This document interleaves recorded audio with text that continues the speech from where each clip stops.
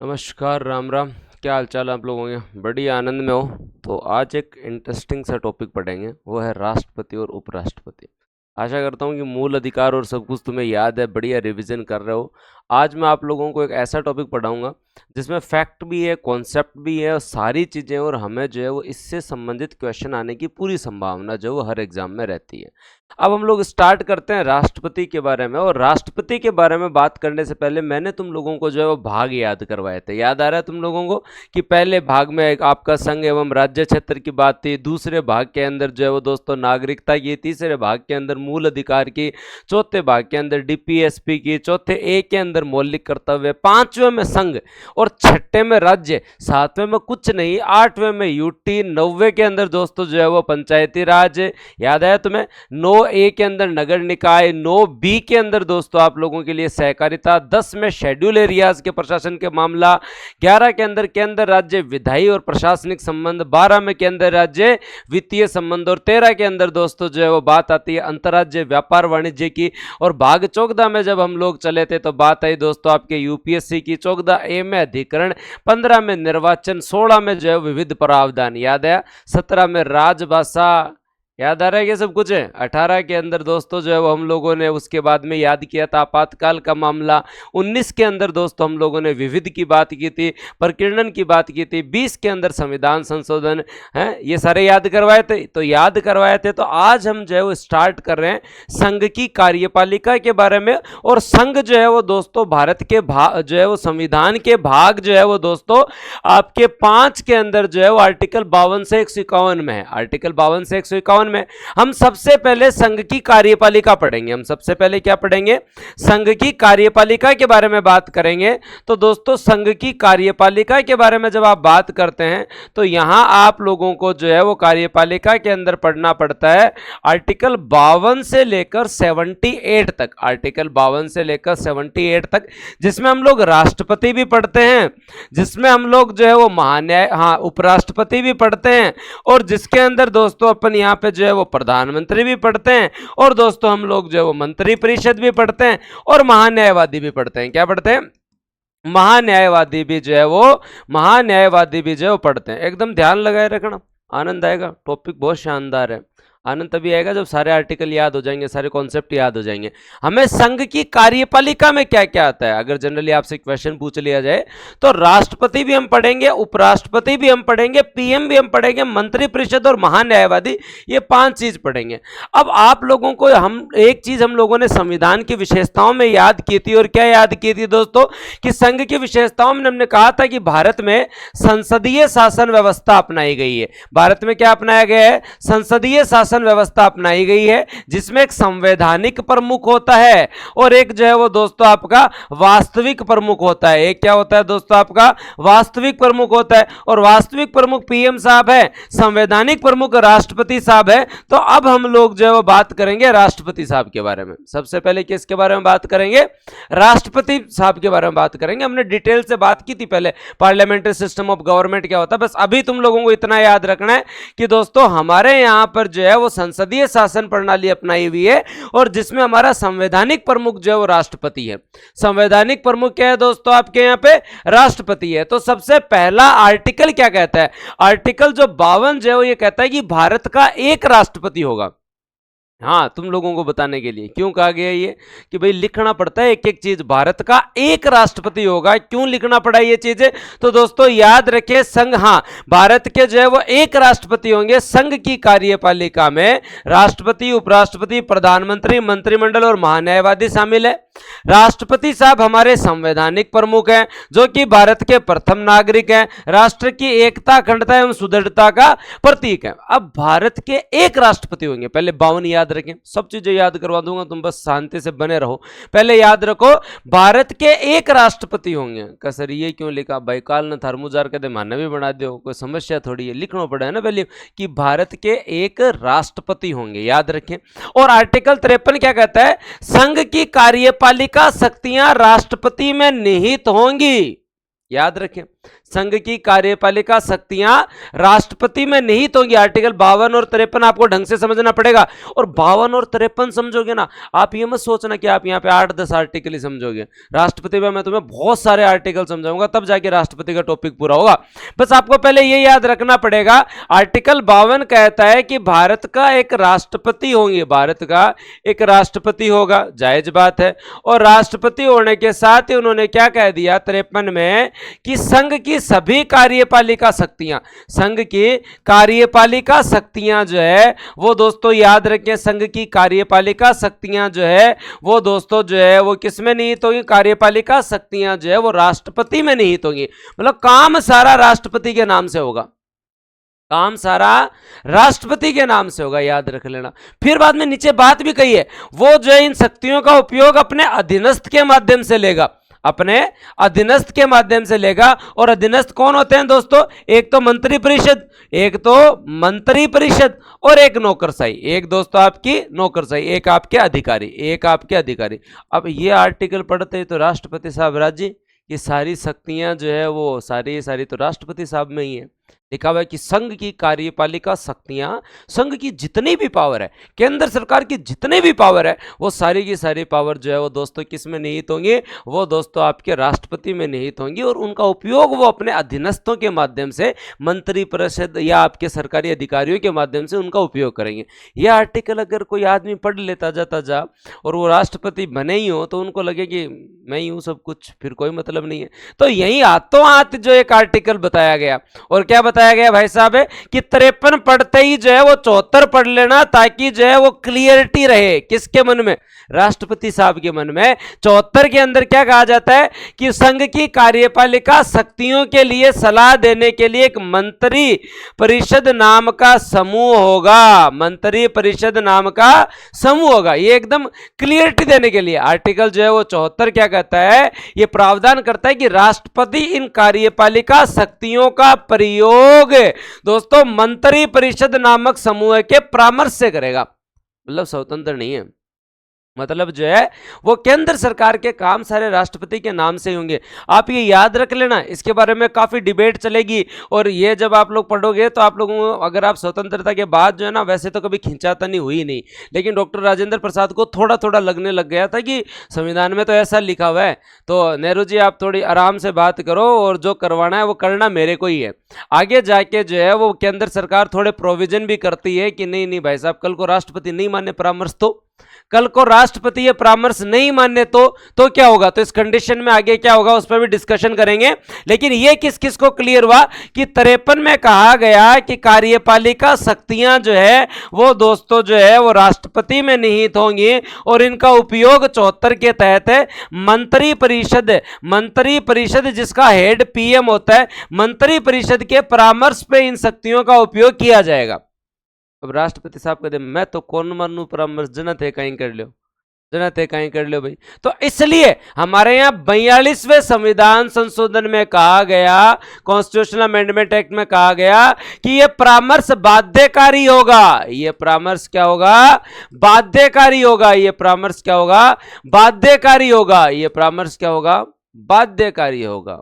जायज बात है सर, कहा गया परामर्श क्या होगा, बाध्यकारी होगा। तो अब ये ऐसी बात जोड़ देने से ऐसा लगता है कि फिर राष्ट्रपति साहब है ही क्यों, फिर राष्ट्रपति साहब है ही क्यों। कल को कोई गलत है जो है वो दोस्तों जो है वो परामर्श देगा, उसमें राष्ट्रपति कम से कम एक बार मना करके, औपचारिक रूप से ही सही दोस्तों, जो सांकेतिक रूप से ही सही, लेकिन एक बार अगर मना करते हैं तो उससे एटलीस्ट मंत्री परिषद के मन में ये भय तो होता है कि भाई जो है वो राष्ट्रपति साहब कल को मना नहीं कर दे। तो इससे लगता है 42 कॉन्स्टिट्यूशनल अमेंडमेंट से लगता है फिर तो राष्ट्रपति का पद तो केवल जो नाम मात्र का पद है। फिर बाद में दोस्तों जो है वो आपकी जनता पार्टी की सरकार आती है और 44वें संविधान संशोधन के तहत किया जाता है कि परामर्श जो है वो दोस्तों एक बार के लिए पुनर्विचार के लिए लौटाया जा सकता है।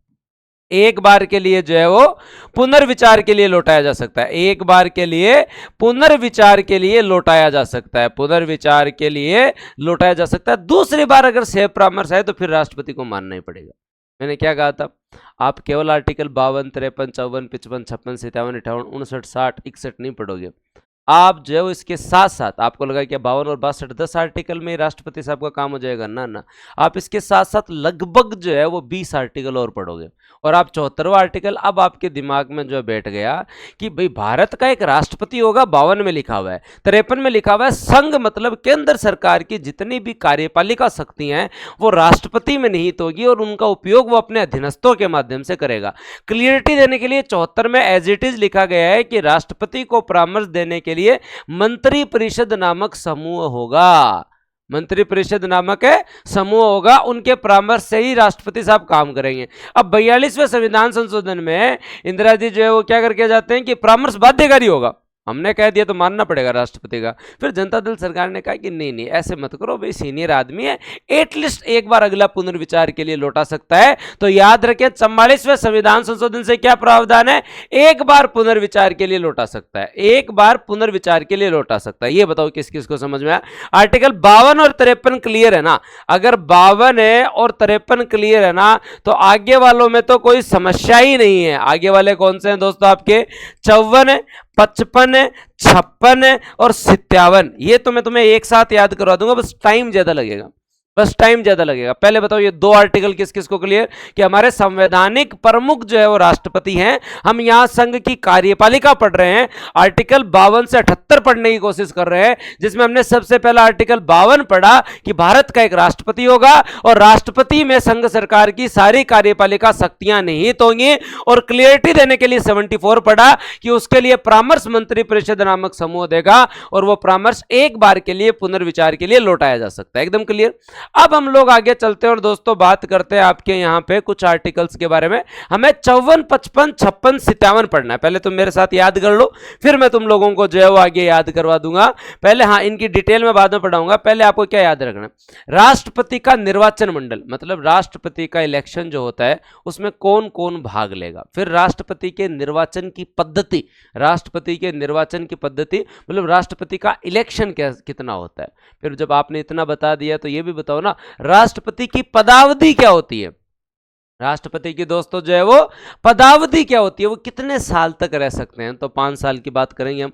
क्या राष्ट्रपति का पुनर्निर्वाचन हो सकता है क्या। ये 4 आर्टिकल पूरे ही निर्वाचन से संबंधित है।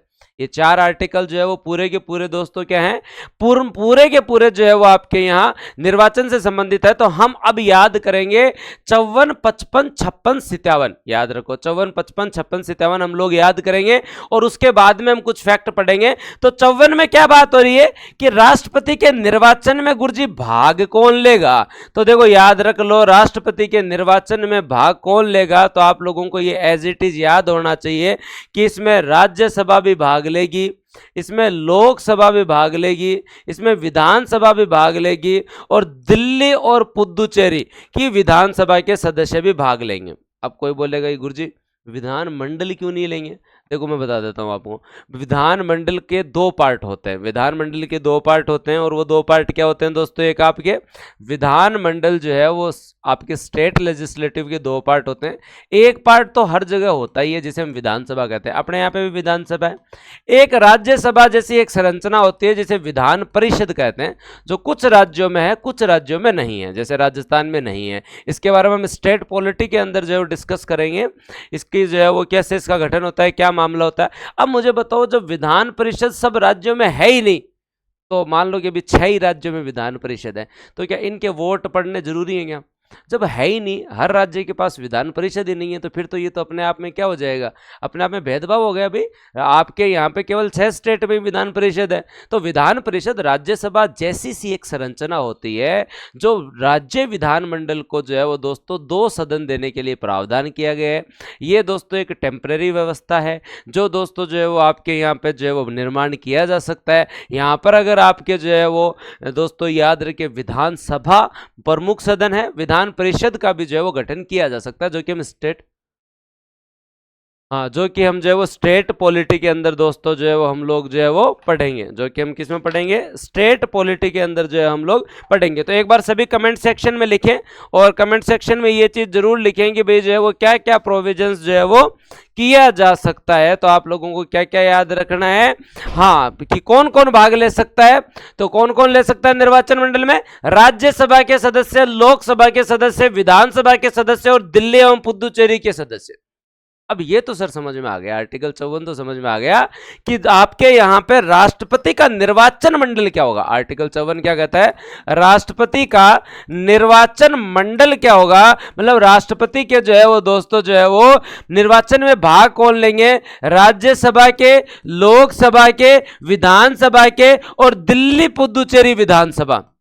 यूनियन टेरिटरी है लेकिन यहाँ पे क्या विधानसभा है, तो दिल्ली पुदुचेरी की विधानसभा। अब अगर कमेंट सेक्शन चालू होते तो तुम में से दो चार रुकते नहीं कि गुरुजी मारो पर्सन है, मारो पर्सन है। पर्सन मन ध्यान है थारो है कि इस निर्वाचन मंडल में क्या मनोनीत सदस्य भाग लेते हैं या निर्वाचित सदस्य भाग लेते हैं या दोनों सदस्य भाग लेते हैं, तुम बताओ।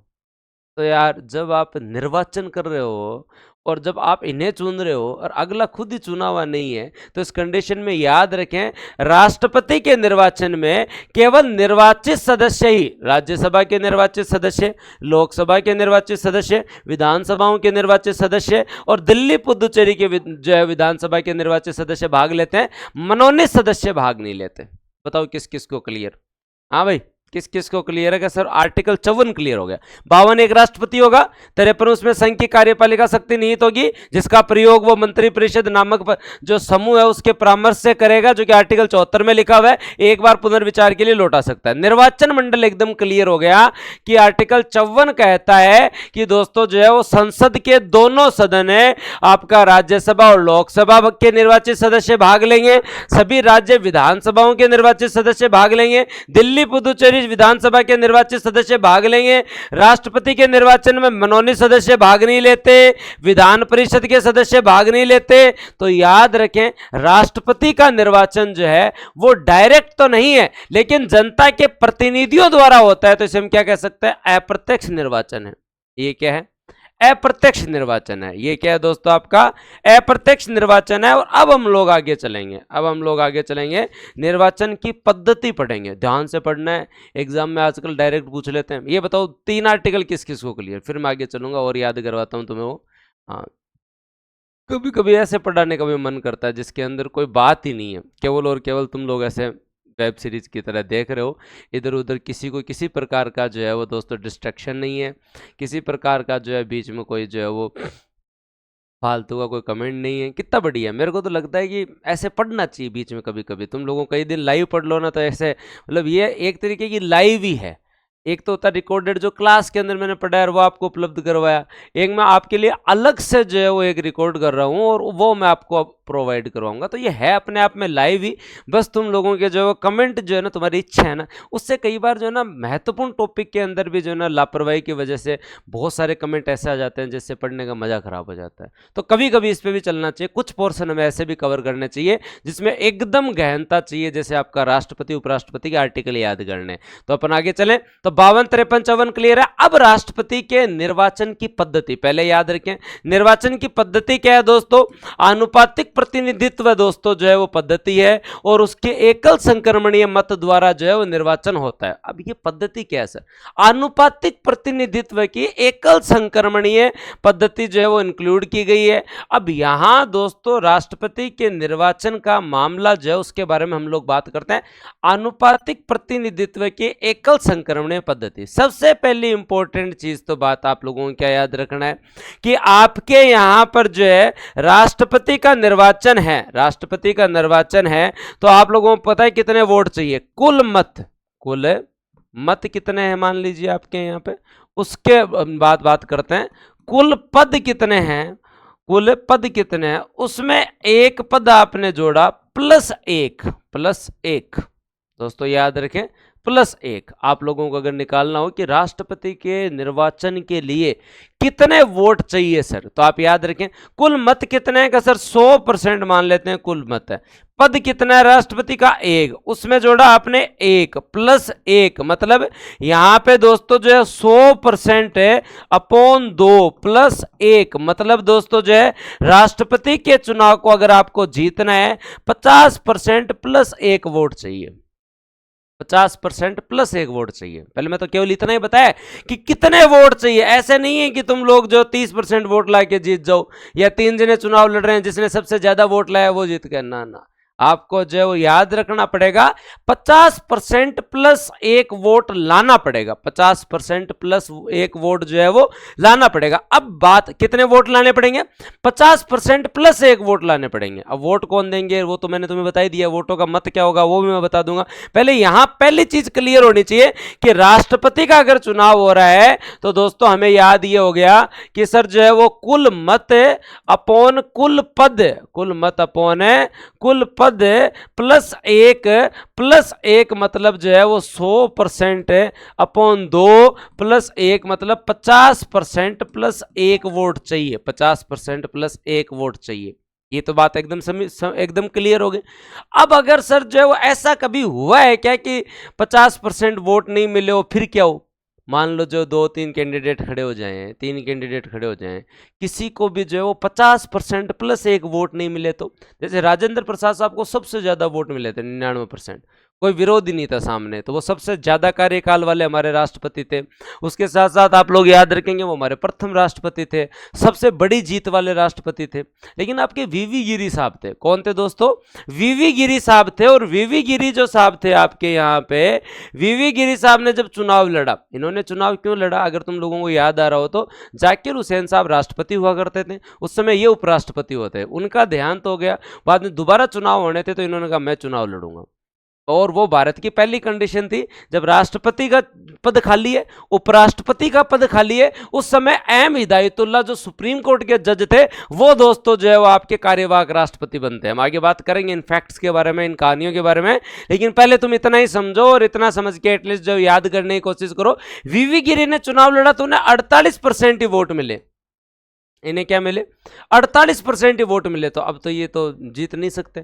इस कंडीशन के अंदर राष्ट्रपति के चुनाव के अंदर जो है जो वोटर होता है उससे प्राथमिकता या वरीयता भराई जाती है, उससे क्या भराई जाती है, प्राथमिकता और वरीयता भरवाई जाती है। फॉर एग्जाम्पल है एक वोटर है, उससे प्रेफरेंस 1, प्रेफरेंस 2, प्रेफरेंस 3 भरवाई गई। क्या बताइए दोस्तों आपके यहाँ पे 1, 2, 3 उससे प्राथमिकता भरवाई कि मेरा वोट जो है वो वीवी गिरी को है, संजीव रेड्डी को है या इसको है, पहली प्रायोरिटी मेरी वीवी गिरी है, पहली प्रायोरिटी मेरी वीवी गिरी है, जायज बात है।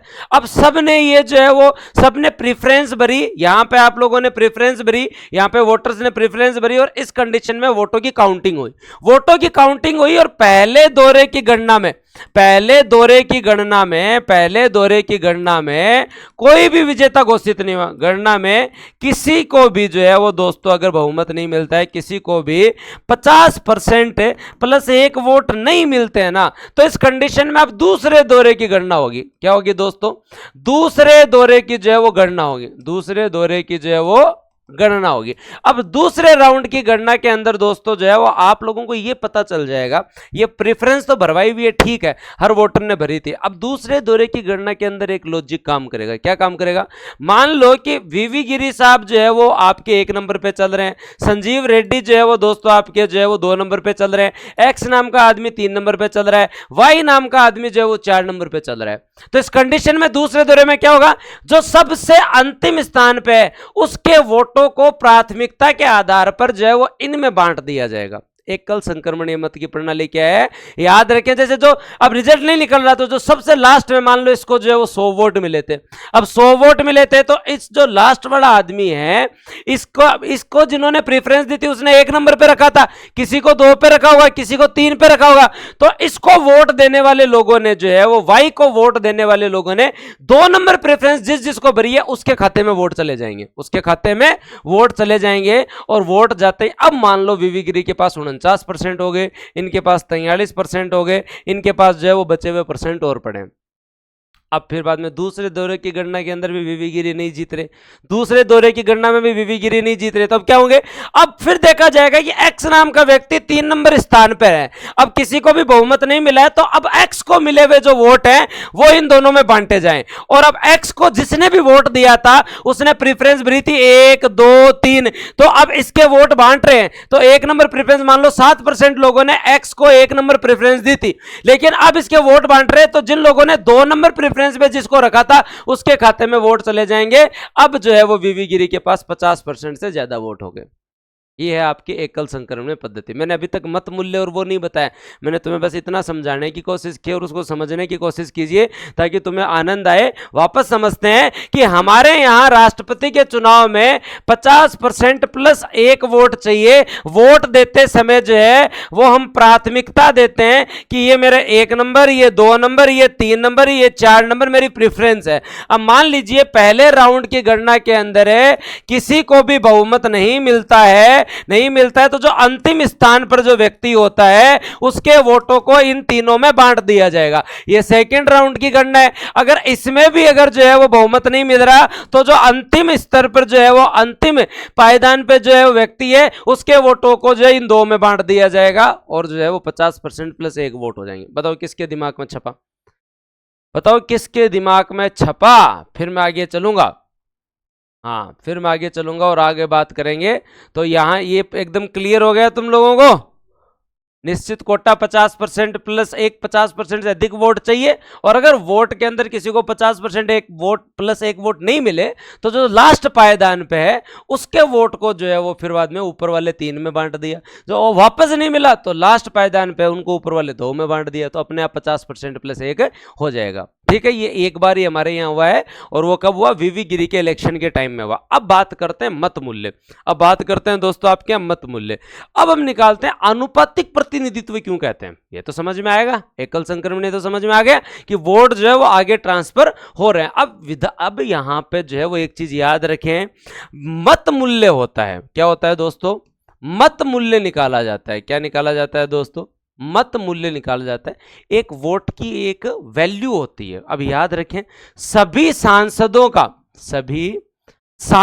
का मत मूल्य समान होता है। सभी सांसद जो है, सांसद का मत मूल्य जो है वो दोस्तों समान होगा। याद रखना, मत मूल्य क्या होगा? समान होगा। याद रख लेना, लोकसभा राज्यसभा जितने भी सांसद है उनकी वोट की वैल्यू समान होगी। वोट की वैल्यू जो है वो दोस्तों क्या होगी?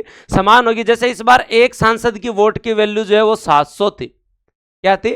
एक सांसद के मत का मूल्य जो है वो दोस्तों वोट की वैल्यू की थी, क्या थी? 700 थी। अब बात करते हैं दोस्तों यहां पे दूसरी कंडीशन। हाँ, एक विधानसभा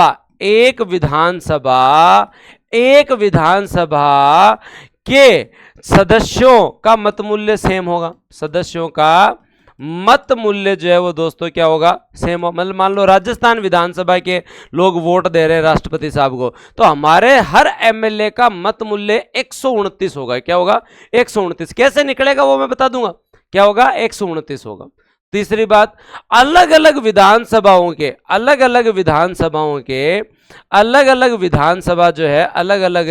विधानसभाओं के सदस्यों का मत मूल्य भी अलग अलग होगा। सदस्यों का मत मूल्य भी अलग अलग होगा। मत मूल्य भी जो है वो अलग अलग होगा। मत मूल्य भी क्या होगा? अलग अलग होगा। अब इंटरेस्ट आने लग जाएगा तुम्हें। यही तो सबसे मामला है जो समझना है तुम लोगों को। यही तो मामला है जो समझना है। जैसे यूपी वालों का 208 है, यूपी वालों का हर एमएलए के वोट की वैल्यू 208 है। राजस्थान वाले की क्या है दोस्तों? 129 है। का गुरुजी समझाओ ये अलग अलग क्यों है?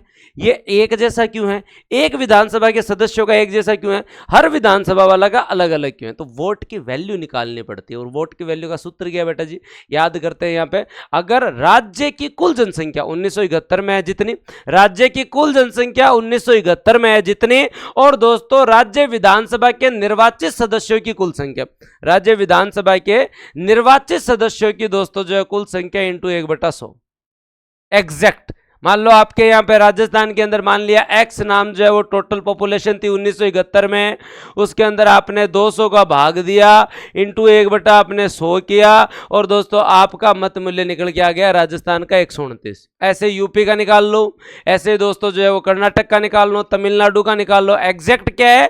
आपकी कुल जनसंख्या याद रखें आपकी कुल जनसंख्या अपॉन दोस्तों याद रखें यहां पे आपके यहां टोटल एमएलए कितने हैं इंटू 1/100 करोड़ निकाल लो भाई, करोड़ जो है वो दोस्तों निकाल लो, एग्जैक्ट आपका मत मूल्य निकल जाएगा, आपका मत मूल्य जो है वो निकल जाएगा। ये आप लोगों को याद रखना पड़ेगा। निकाल लोगे क्या? श्योर है क्या? पक्की बात? आर्टिकल 55 किस किस को क्लियर है भाई? आर्टिकल 55 जो है वो किस किस को क्लियर है? हाँ हाँ, यहाँ पे जो है वो 1000 करना, 100 मत करना, 1000 करना ताकि डाटा एग्जैक्ट निकल जाए। हाँ, यहाँ क्या करना है दोस्तों? 1000 करना है। तो अब ये आप लोगों को एकदम क्लियर हो जाएगा कि मान लो कि आपने राजस्थान का अगर मत मूल्य निकालें, तो राजस्थान का मत मूल्य निकालेंगे तो अपन कैसे निकालेंगे? 1971 में राजस्थान की जनसंख्या x है, 200 का आपने भाग दिया इंटू जो है वो 1/1000 किया, और दोस्तों आपके 129 अपने एक वोट की वैल्यू है। इसी तरीके से अगर आप यूपी का निकालना चाहते हैं तो यूपी की एक्स जनसंख्या है, वाई दोस्तों विधानसभा में एमएलए की संख्या है, 1/1000 किया और दोस्तों जो है वो आपका निकल के आ गया। इससे यह पता चलता है हर राज्य की जो है वो दोस्तों जनसंख्या अलग अलग होगी, हर राज्य की जनसंख्या अलग होगी, तो हर राज्य का दोस्तों मत मूल्य भी जो अलग अलग आएगा। लेकिन राजस्थान के सभी विधायकों का मत मूल्य एक ही आएगा, राजस्थान के सभी विधायकों का मत मूल्य जो है वो दोस्तों एक ही आएगा। ये किस किस को समझ में आया? पहले हमने, हाँ काम की चीज है भाई, याद करने वाली चीज है, तभी तो आर्टिकल 55 समझते हैं। निर्वाचन मंडल में क्या है? लोकसभा के भाग लेंगे, राज्यसभा के भाग लेंगे, विधानसभा के भाग लेंगे, दिल्ली पुदुचेरी विधानसभा के भाग लेंगे, केवल निर्वाचित भाग लेंगे, मनोनीत नहीं लेंगे। 52 में क्या है? एक राष्ट्रपति होगा, 53 में उसमें कार्यपालिका शक्ति नहीं तो 54 में जो है उसका जो है वो दोस्तों निर्वाचन मंडल आपने बात किया। 55 है सबसे इंपॉर्टेंट, और 55 इंपॉर्टेंट है तो दोस्तों आप लोगों को याद रखना पड़ेगा। अब मैं एकदम क्लियर करवा रहा हूं, इसके साथ ही जो है वो निर्वाचन की प्रक्रिया कंप्लीट हो जाएगी। आप लोगों को पता हो जाना चाहिए कि 50% प्लस 1 वोट चाहिए, और अगर ये कोटा प्राप्त नहीं होता है तो अंतिम पायदान वाले के वोट जो है वो ऊपर के जो लोग हैं उनके अंदर जो है वो बांट दिए जाते हैं, जिससे कोटा प्राप्त होता है। अब अगर हमें आनुपातिक प्रतिनिधित्व प्रणाली समझनी है तो ये क्या है कि आप अगर आपके राज्य की जो है वो जनसंख्या क्या है, राज्य की जनसंख्या क्या है, और दोस्तों उसके साथ साथ आपके राज्य की विधानसभा में एमएलए कितने हैं, और इंटू जो है वो दोस्तों 1/1000 कर दो, आपके राज्य के जो है जो एमएलए है उसका मत मूल्य आ जाएगा, उसका मत मूल्य आ जाएगा। और इससे पहली लाइन क्लियर हो गई। अगर राजस्थान वालों का ये करोगा तो सबका 129 आएगा, ठीक है, लेकिन यूपी वालों का राजस्थान से अलग आया। मतलब क्या हुआ कि अलग अलग विधानसभाओं के एमएलए का मत मूल्य अलग अलग होगा, ठीक है, याद रख लेना दोस्तों। एक विधानसभा के एमएलए जैसे राजस्थान वालों का सबका 129 होगा, यूपी वालों का सबका 208 होगा, तमिलनाडु वालों का 178 होगा। एकदम क्लियर। अब बात करते हैं सांसद का मत मूल्य कैसे निकालते हैं। वो एकदम इजी है, वो एकदम इजी है, और आप लोगों को बस इतना सा याद रखना है, सांसद का मत मूल्य जब हम निकालते हैं, हम सांसद का मत मूल्य निकालते हैं, सांसद का जब हम लोग मत मूल्य निकालते हैं तो हमें क्या याद रखना पड़ता है? सांसद के मत मूल्य में सभी विधानसभा, सभी एमएलए का मत मूल्य, सभी एमएलए का मत मूल्य अपोन जो है वो दोस्तों राज्यसभा प्लस लोकसभा कि कितने सांसद है उनकी संख्या। काम खत्म, काम खत्म। बस सारे एमएलए की वैल्यू निकाल रहे हैं आप लोग, और सारे एमएलए के जो है मत मूल्य को आपने जोड़ दिया, और उसके अंदर लोकसभा राज्यसभा के जितने निर्वाचित सदस्य हैं उनका आप लोगों ने जो है वो दोस्तों जो है वो क्या किया? भाग दिया, और ये सांसद का मत मूल्य निकल गया, जो इस बार 700 था, जो इस बार 700 था, जो इस बार क्या था दोस्तों? 700 था। अब एकदम क्लियर हो जाना चाहिए भाई। अब क्या है? फैक्चुअल पोर्शन हम पूरा पढ़ चुके हैं। सांसद का मत मूल्य कैसे निकलता है? सभी विधानसभा, आपने दिल्ली, पुदुचेरी, राजस्थान, यूपी सबका मत मूल्य निकाल लिया, उन सबको जोड़ लो और उनके अंदर जो है वो भाग दे दो आपके सांसदों की संख्या का, सांसद का निकल जाएगा। एग्जाम में प्रश्न पूछ सकते हैं। मैंने 15 से 20 मिनट इसीलिए जाया किए कि आपके दिमाग के अंदर निर्वाचन पद्धति एकदम बैठ जाए। निर्वाचन पद्धति के अंदर 50% प्लस 1 वोट चाहिए, फिर हर विधानसभा का जो है मत मूल्य निकालते हैं, उसकी जनसंख्या अपॉन वहाँ एमएलए इंटू 1000, इंटू दोस्तों जो है वो 1000 किया, मत मूल्य आ गया। जैसे राजस्थान का 129 है, यूपी का 208 है, तमिलनाडु का 176 है, मतलब राजस्थान के सभी एमएलए का 129 होगा, मतलब राजस्थान के सभी एक विधानसभा के सभी एमएलए का मत मूल्य बराबर होता है। अलग अलग विधानसभाओं का मत मूल्य अलग अलग होता है, और सभी सांसदों का मत मूल्य इस बार कितना है? 700 है। है जो कि दोस्तों जो है वो एक समान है, याद रह जाएगा। अब पिछली बार 708 था, इस बार 700 क्यों हुआ? क्योंकि पिछली बार जो एक विधानसभा एक्स्ट्रा थी, कौन सी थी दोस्तों? आपके जे के जम्मू कश्मीर अब क्या बन गया दोस्तों? आपके यहाँ पे यूनियन टेरिटरी बन गया। तो जम्मू कश्मीर जब यूनियन टेरिटरी बन जाता है तो इस कंडीशन के अंदर दोस्तों आप याद रखें, आपके यहाँ सांसदों का मत मूल्य घटकर जो है वो दोस्तों कितना हो गया? 700 हो गया। कितना हो गया? 700 हो गया, याद रह जाएगा दोस्तों। एकल संक्रमण इसलिए कहते हैं कि सांसद तथा विधानमंडल के जो सदस्य होते हैं वो उम्मीदवारों को प्राथमिकता देते हैं। 50% प्लस एक वोट अगर प्राप्त नहीं होते तो दूसरे दौरे की गणना में जिसे सबसे कम वोट मिलते हैं उस उम्मीदवार के वोटों को अन्य उम्मीदवारों की प्राथमिकता के आधार पर बांट दिया जाता है, और 1971 की जनगणना को हम लोग शामिल लेते हैं। एकदम क्लियर? श्योर? अब जो है वो मैं, हाँ अब थोड़ी बात जो है और बात कर लेंगे, लेकिन अब बताओ मुझे, ये एकदम क्लियर है क्या? तब मैं इस साल का बता दूं। देखो किसी को भी चुनाव लड़ना है तो 50 अनुमोदक और 50 प्रस्तावक चाहिए। प्रत्येक उम्मीदवार आरबीआई के अंदर जो है वो दोस्तों 15,000 रुपये की जो है वो दोस्तों उसे जो सुरक्षा राशि रखनी पड़ेगी। राष्ट्रपति का जो है वो दोस्तों याद रखें, चुनाव में मुख्य निर्वाचन अधिकारी लोकसभा का सचिव होता है। कौन होता है? मुख्य निर्वाचन अधिकारी लोकसभा का सचिव होता है। इनके मामले में कोई भी विवाद है अगर राष्ट्रपति उपराष्ट्रपति के चुनाव का, तो सुप्रीम कोर्ट में सुनवाई होगी और कहीं पे भी केस नहीं चल सकता। चुनाव भारतीय चुनाव आयोग करवाता है, अधिसूचना भारतीय चुनाव आयोग करवाता है। रिटर्निंग जो आरओ होता है, आरओ दोस्तों जो है वो कहां का भी महासचिव बन सकता है, चाहे राज्यसभा का हो चाहे लोकसभा का हो। इस बार कौन थे? 16वें राष्ट्रपति के चुनाव के अंदर दोस्तों याद रखें पीसी मोदी जो राज्यसभा के महासचिव थे वो क्या थे? रिटर्निंग ऑफिसर थे। क्या थे? आरओ जो चुनाव करवाता है, ठीक है। एक होता है मुख्य निर्वाचन अधिकारी, एक होता है दोस्तों आपका रिटर्निंग ऑफिसर। तो रिटर्निंग ऑफिसर आप लोगों को याद रखना है कि कोई भी हो सकता है, राज्यसभा या लोकसभा का महासचिव भी बनता है, और इस बार आपके पीसी मोदी थे। याद रखें दलमदल कानून राष्ट्रपति पे लागू नहीं होता। राष्ट्रपति पुनर्विचार हमारे यहाँ जो है पुनर्निर्वाचन के लिए खड़ा हो सकता है, जैसे अमेरिका में तो है 2 बार ही होगा, लेकिन हमारे यहाँ जो है कितनी बार भी खड़े हो सकते हैं। हमारे यहाँ द्रौपदी मुर्मू जो है वो क्या है? 16वें राष्ट्रपति हैं। याद रखें क्या है? 16वें राष्ट्रपति है। प्रथम आदिवासी महिला राष्ट्रपति हैं। सेकंड महिला राष्ट्रपति है प्रतिभा पाटिल के बाद है। इनका जन्म जो है वो दोस्तों ओडिशा में हुई है।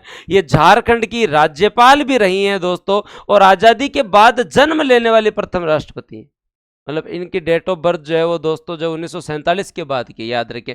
सबसे कम आयु में राष्ट्रपति बनी है 64 वर्ष में।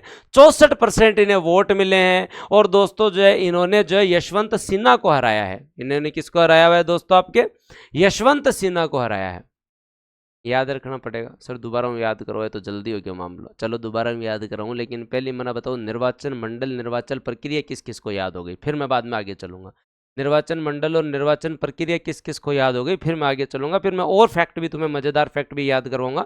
जनरली आपके जो है वो स्टेट पॉलिसी से, स्टेट पॉलिटिक्स से ही फैक्ट ज़्यादा पूछे जाते हैं, लेकिन फिर भी मैं यहाँ पे आपको काम काम की चीज़ें थोड़ी थोड़ी और याद करवाऊंगा ताकि आप लोगों को याद हो सके। नहीं तो जनरली पूछे क्या जाते हैं, स्टेट पॉलिटी के फैक्ट ज़्यादा पूछे जाते हैं, लेकिन फिर भी मैं तुम्हें याद करवाऊंगा। पहले मुझे बताओ आर्टिकल 54-55 किसे याद हो गया? आर्टिकल 54 और 55 के टिक लगा दो।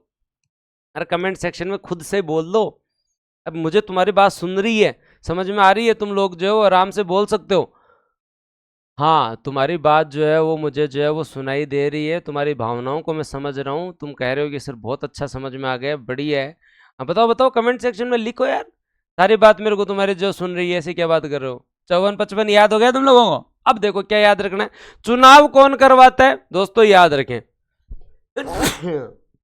क्या याद रखना आप लोगों को? चुनाव कौन करवाता है दोस्तों? भारत का इलेक्शन कमीशन। अधिसूचना कौन जारी करता है? भारत का इलेक्शन कमीशन। आरओ कौन होता है? महासचिव दोस्तों, चाहे वो कहीं के भी हो, राज्यसभा के हो चाहे लोकसभा के हो, बन सकते हैं।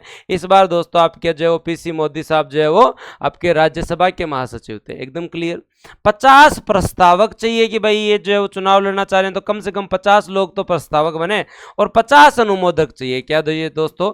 50 अनुमोदक चाहिए। याद रह जाएगा तुम लोगों को। 15,000 रुपए जो है वो दोस्तों जो है वो आपको जो सुरक्षा राशि के रूप में जमा करवाने होंगे। याद रख लेना आप लोग, ये आपको एकदम क्लियर होना चाहिए।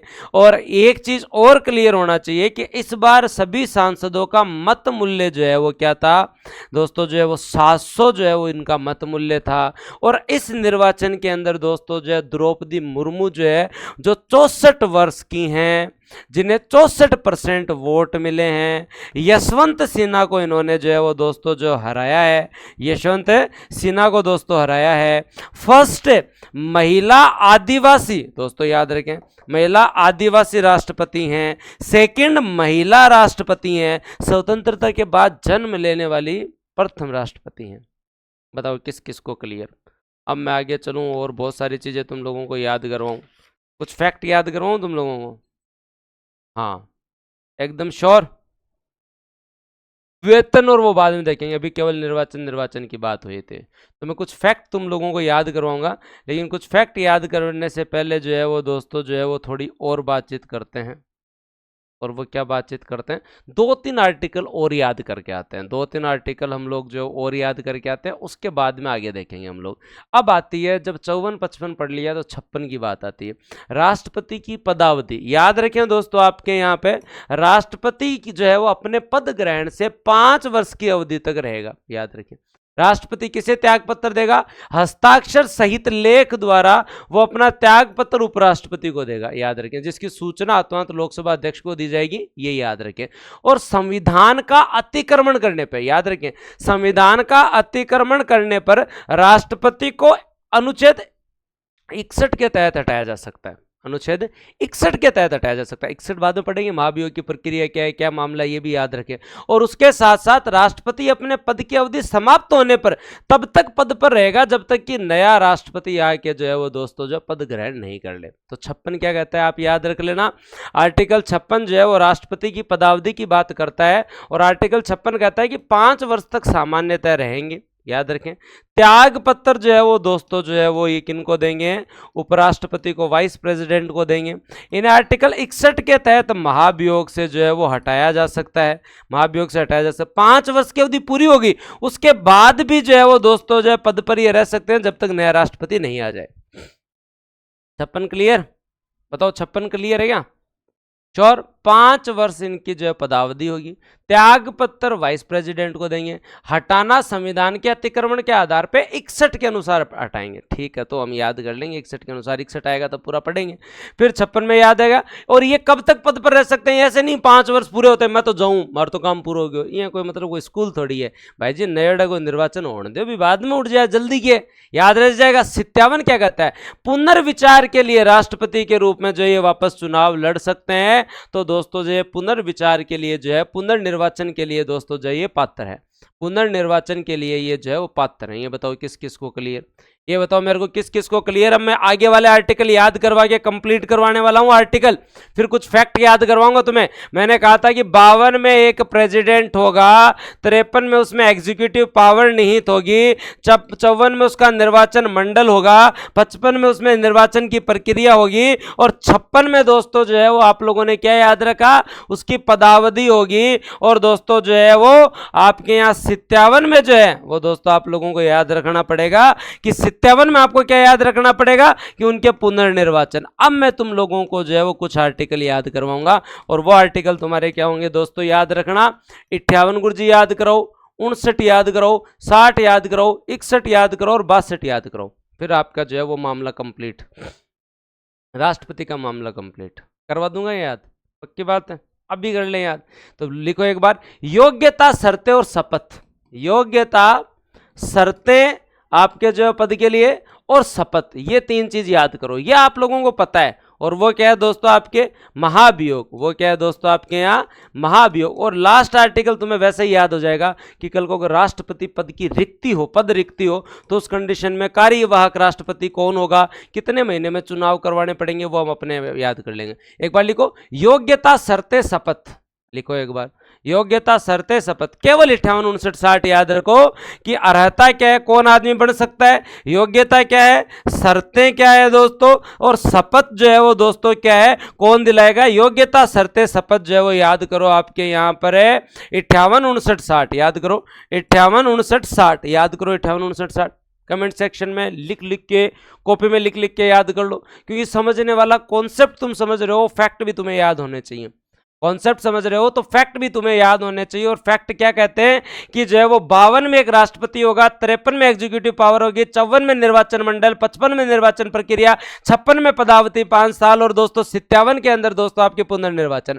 योग्यता, शर्तें, शपथ याद रखिए। 58, 59, 60 और 61 में महाभियोग है। योग्यता के बारे में बात कर लें तो राष्ट्रपति निर्वाचन अगर आप चाहते हैं तो आप में क्या योग्यता होनी चाहिए? याद रखें, आप भारत के नागरिक हो, 35 की आयु पूरी कर ली, लोकसभा सदस्य बनने की योग्यता है और किसी भी लाभ के पद पर नहीं हो। याद रखें, लाभ के पद पे नहीं हो मतलब आपने कोई और जो है वो पद धारण नहीं कर रखा हो जहां से आपको प्रॉफिट आता हो। कोई भी सरकार के तहत लाभ के पद को आप धारण नहीं कर सकते। हाँ, लाभ के पद का मतलब जो है जिससे प्रॉफिट प्राप्त हो रहा हो। लाभ का पद मतलब आप कहीं जो है वो एमएलए तो नहीं हो, कहीं आप एमपी तो नहीं हो, कहीं आप संसदीय सचिव तो नहीं हो, कहीं आप सरकारी नौकरी में तो नहीं हो। तो क्या याद रखना है?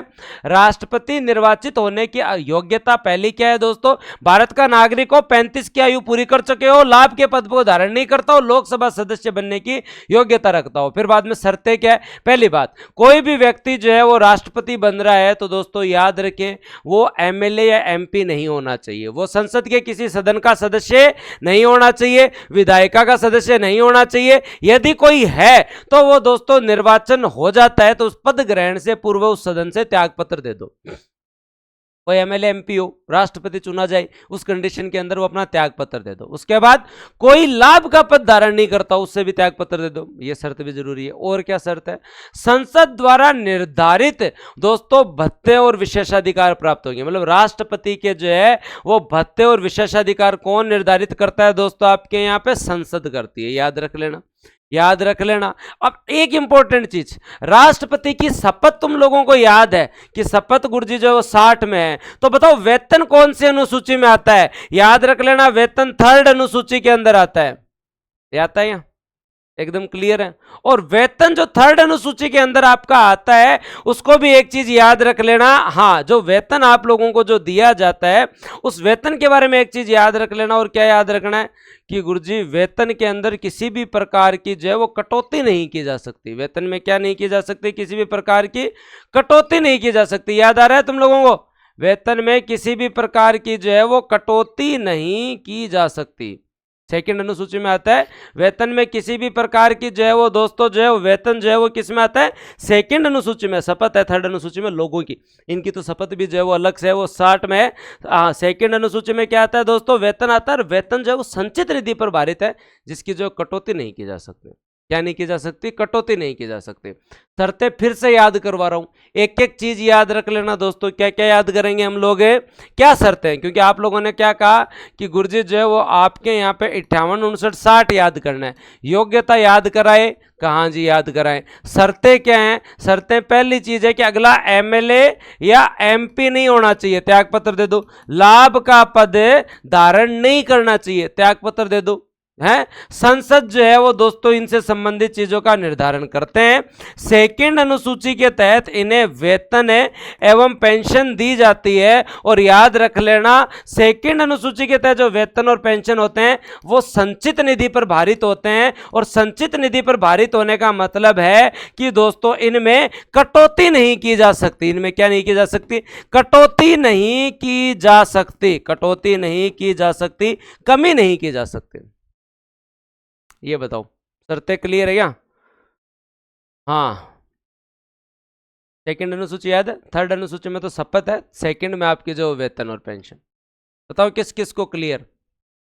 योग्यता और शर्तें किस किस को क्लियर? उसके बाद में लास्ट में अपने पास टॉपिक में इतना ही रहेगा कि अब सब राष्ट्रपति के जो है वो केवल और केवल हमें तो जो है वो बता दो, जो है वो अधिकार जो है वो बता दो,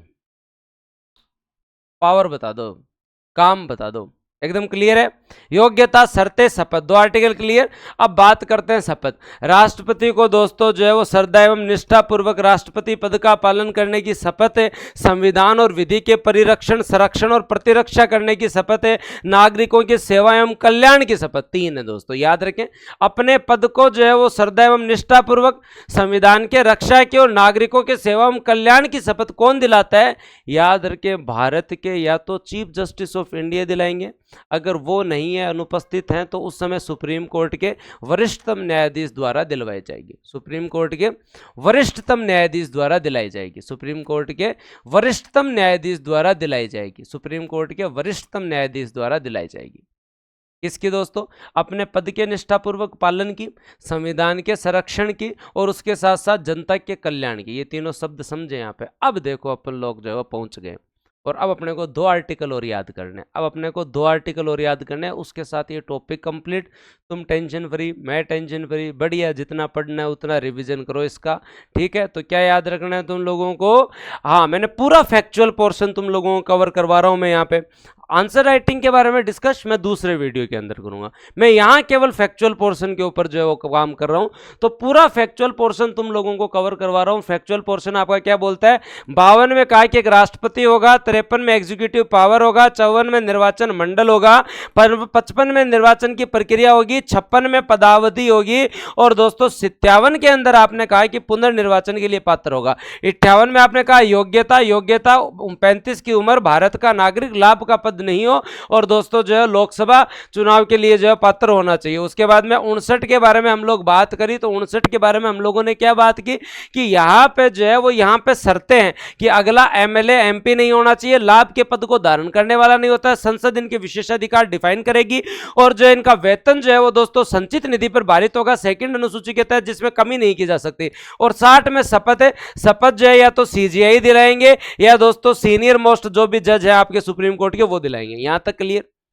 अब आर्टिकल 55 में एक चीज कही गई थी, ठीक है। आर्टिकल 55 में निर्वाचन प्रक्रिया, और 54 में निर्वाचन मंडल, 56 में एक चीज कही गई थी। क्या गुरुजी क्या कही गई थी?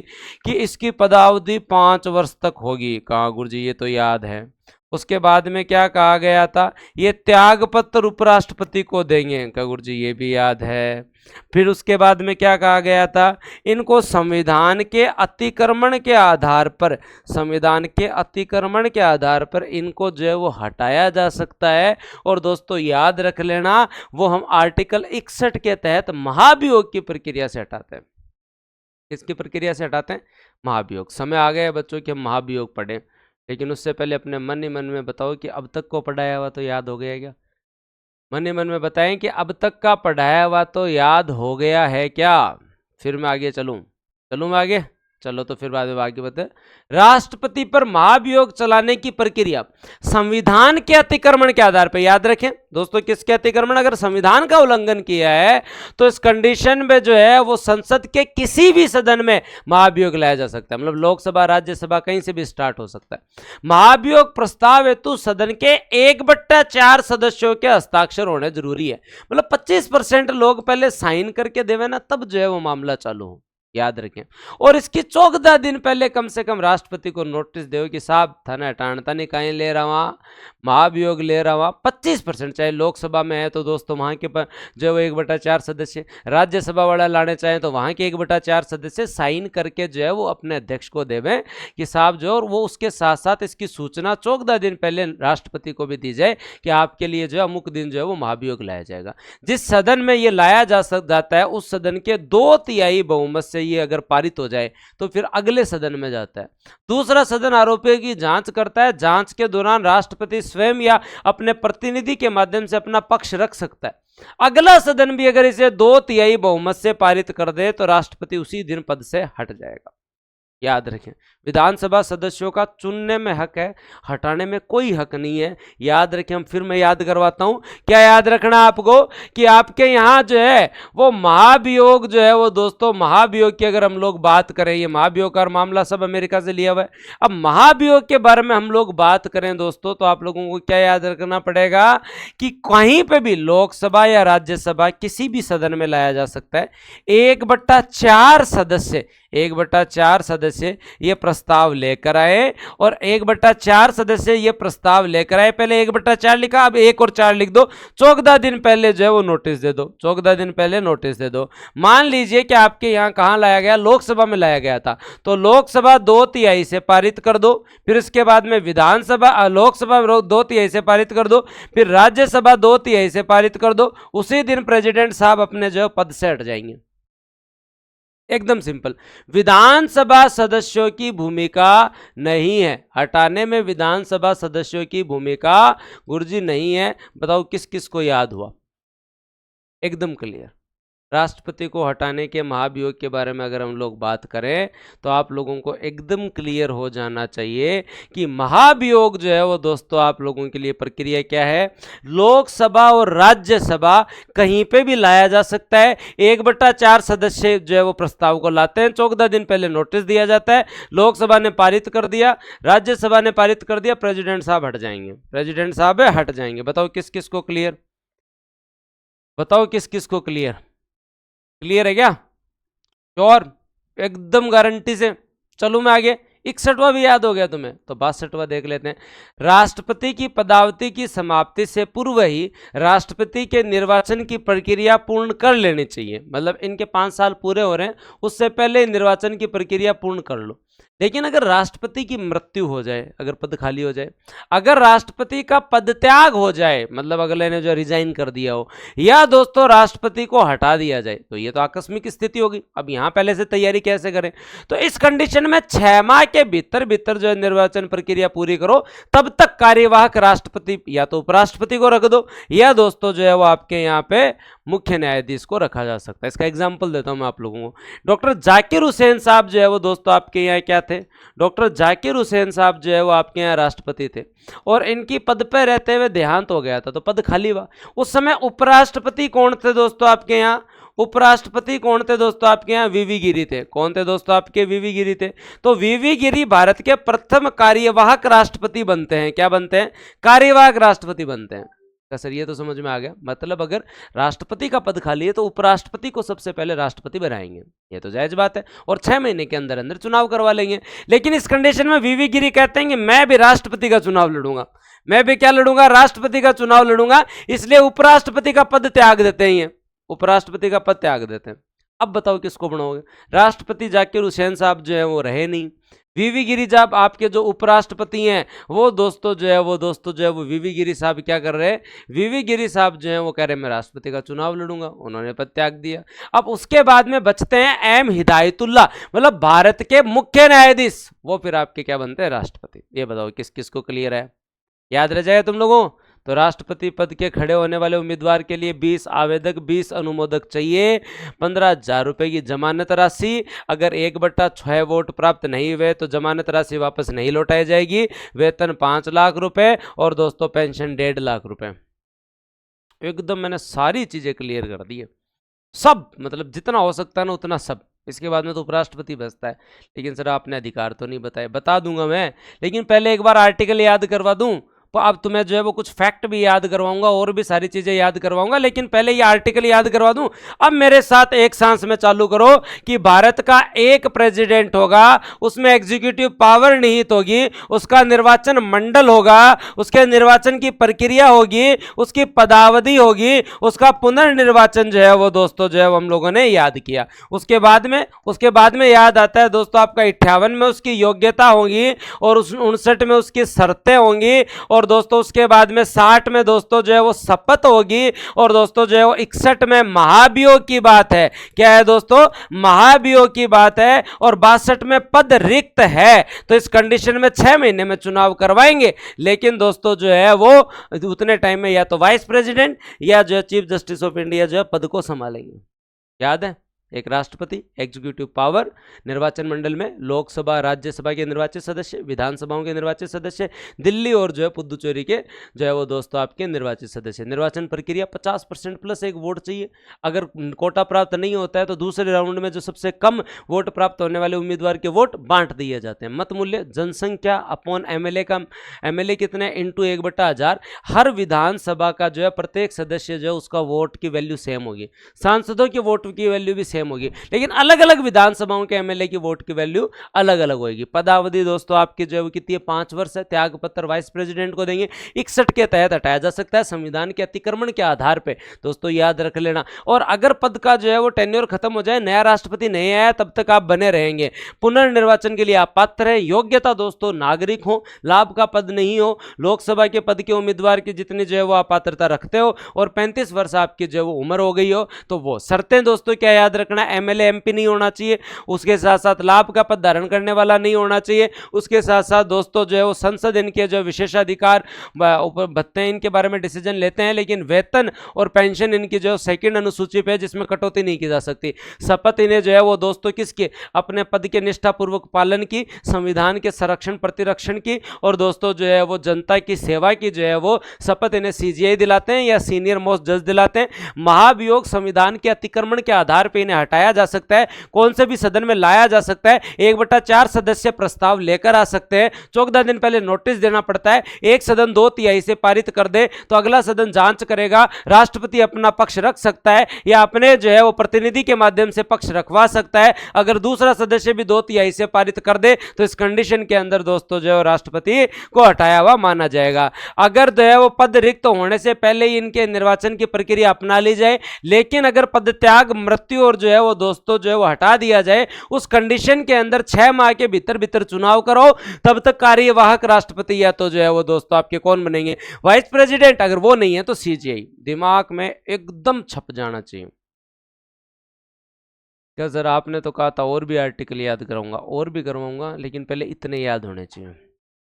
और भी करवाऊंगा पर पहले इतने याद होने चाहिए, फिर आगे और करवाऊंगा। ऐसे कैसे काम चलेगा, याद तो सारे ही करवाऊंगा, याद तो करवाने ही पड़ेंगे। चलें फिर आगे, तो चलो आगे चलते हैं और अब राष्ट्रपति की शक्तियों के बारे में बात करते हैं, जिससे आपको और भी जो है वो आर्टिकल याद हो जाएंगे।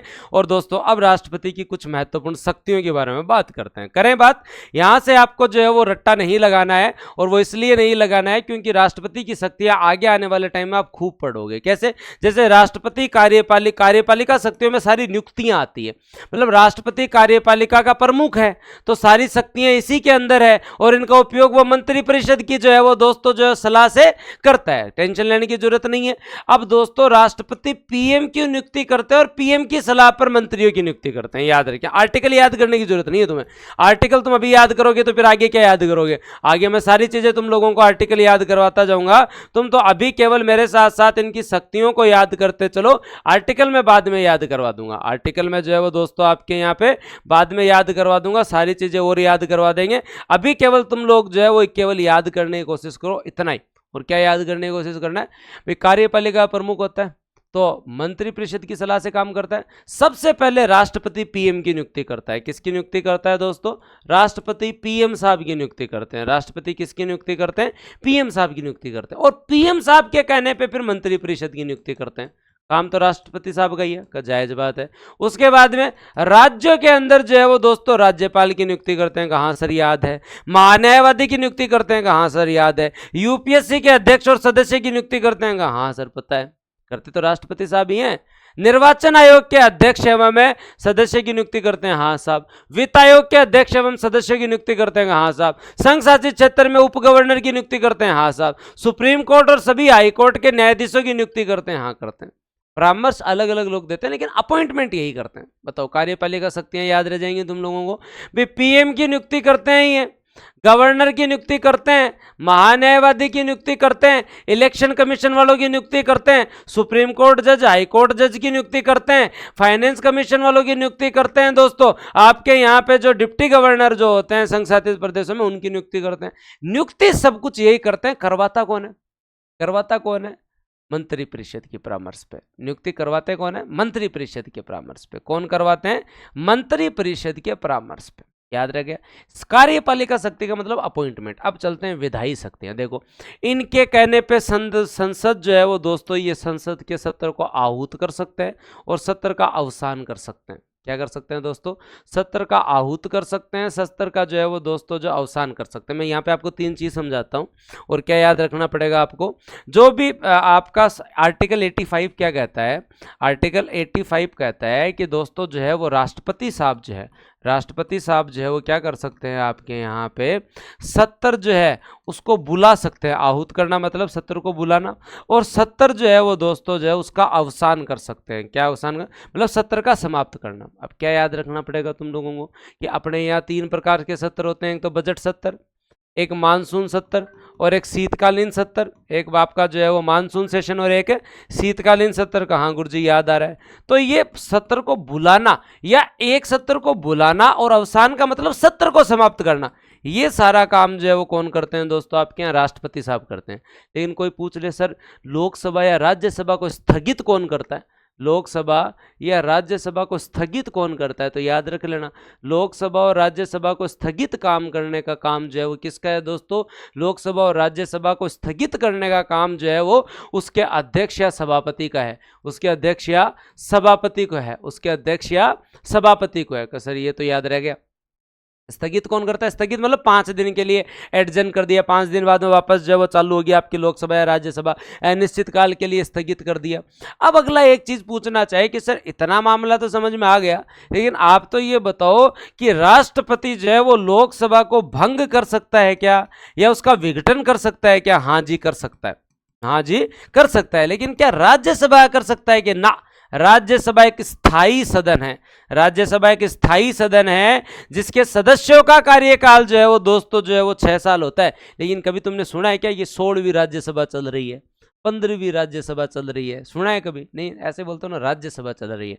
लोकसभा के बारे में सुनते हो क्योंकि लोकसभा के चुनाव होते हैं, सरकार बनती है, अगली बाद में लोकसभा भंग होती है, वापस चुनाव में जाते हैं, ये 18वीं लोकसभा है, ये 15वीं लोकसभा है, सुनते हो ना आप लोग? बस यही तो बात है, बस इतना ही तो आपको याद रखना है। तो आर्टिकल 85 से आप क्या समझो, ये अब ये मत सोचना कि सर 85 पूरा यहीं पढ़ा दो।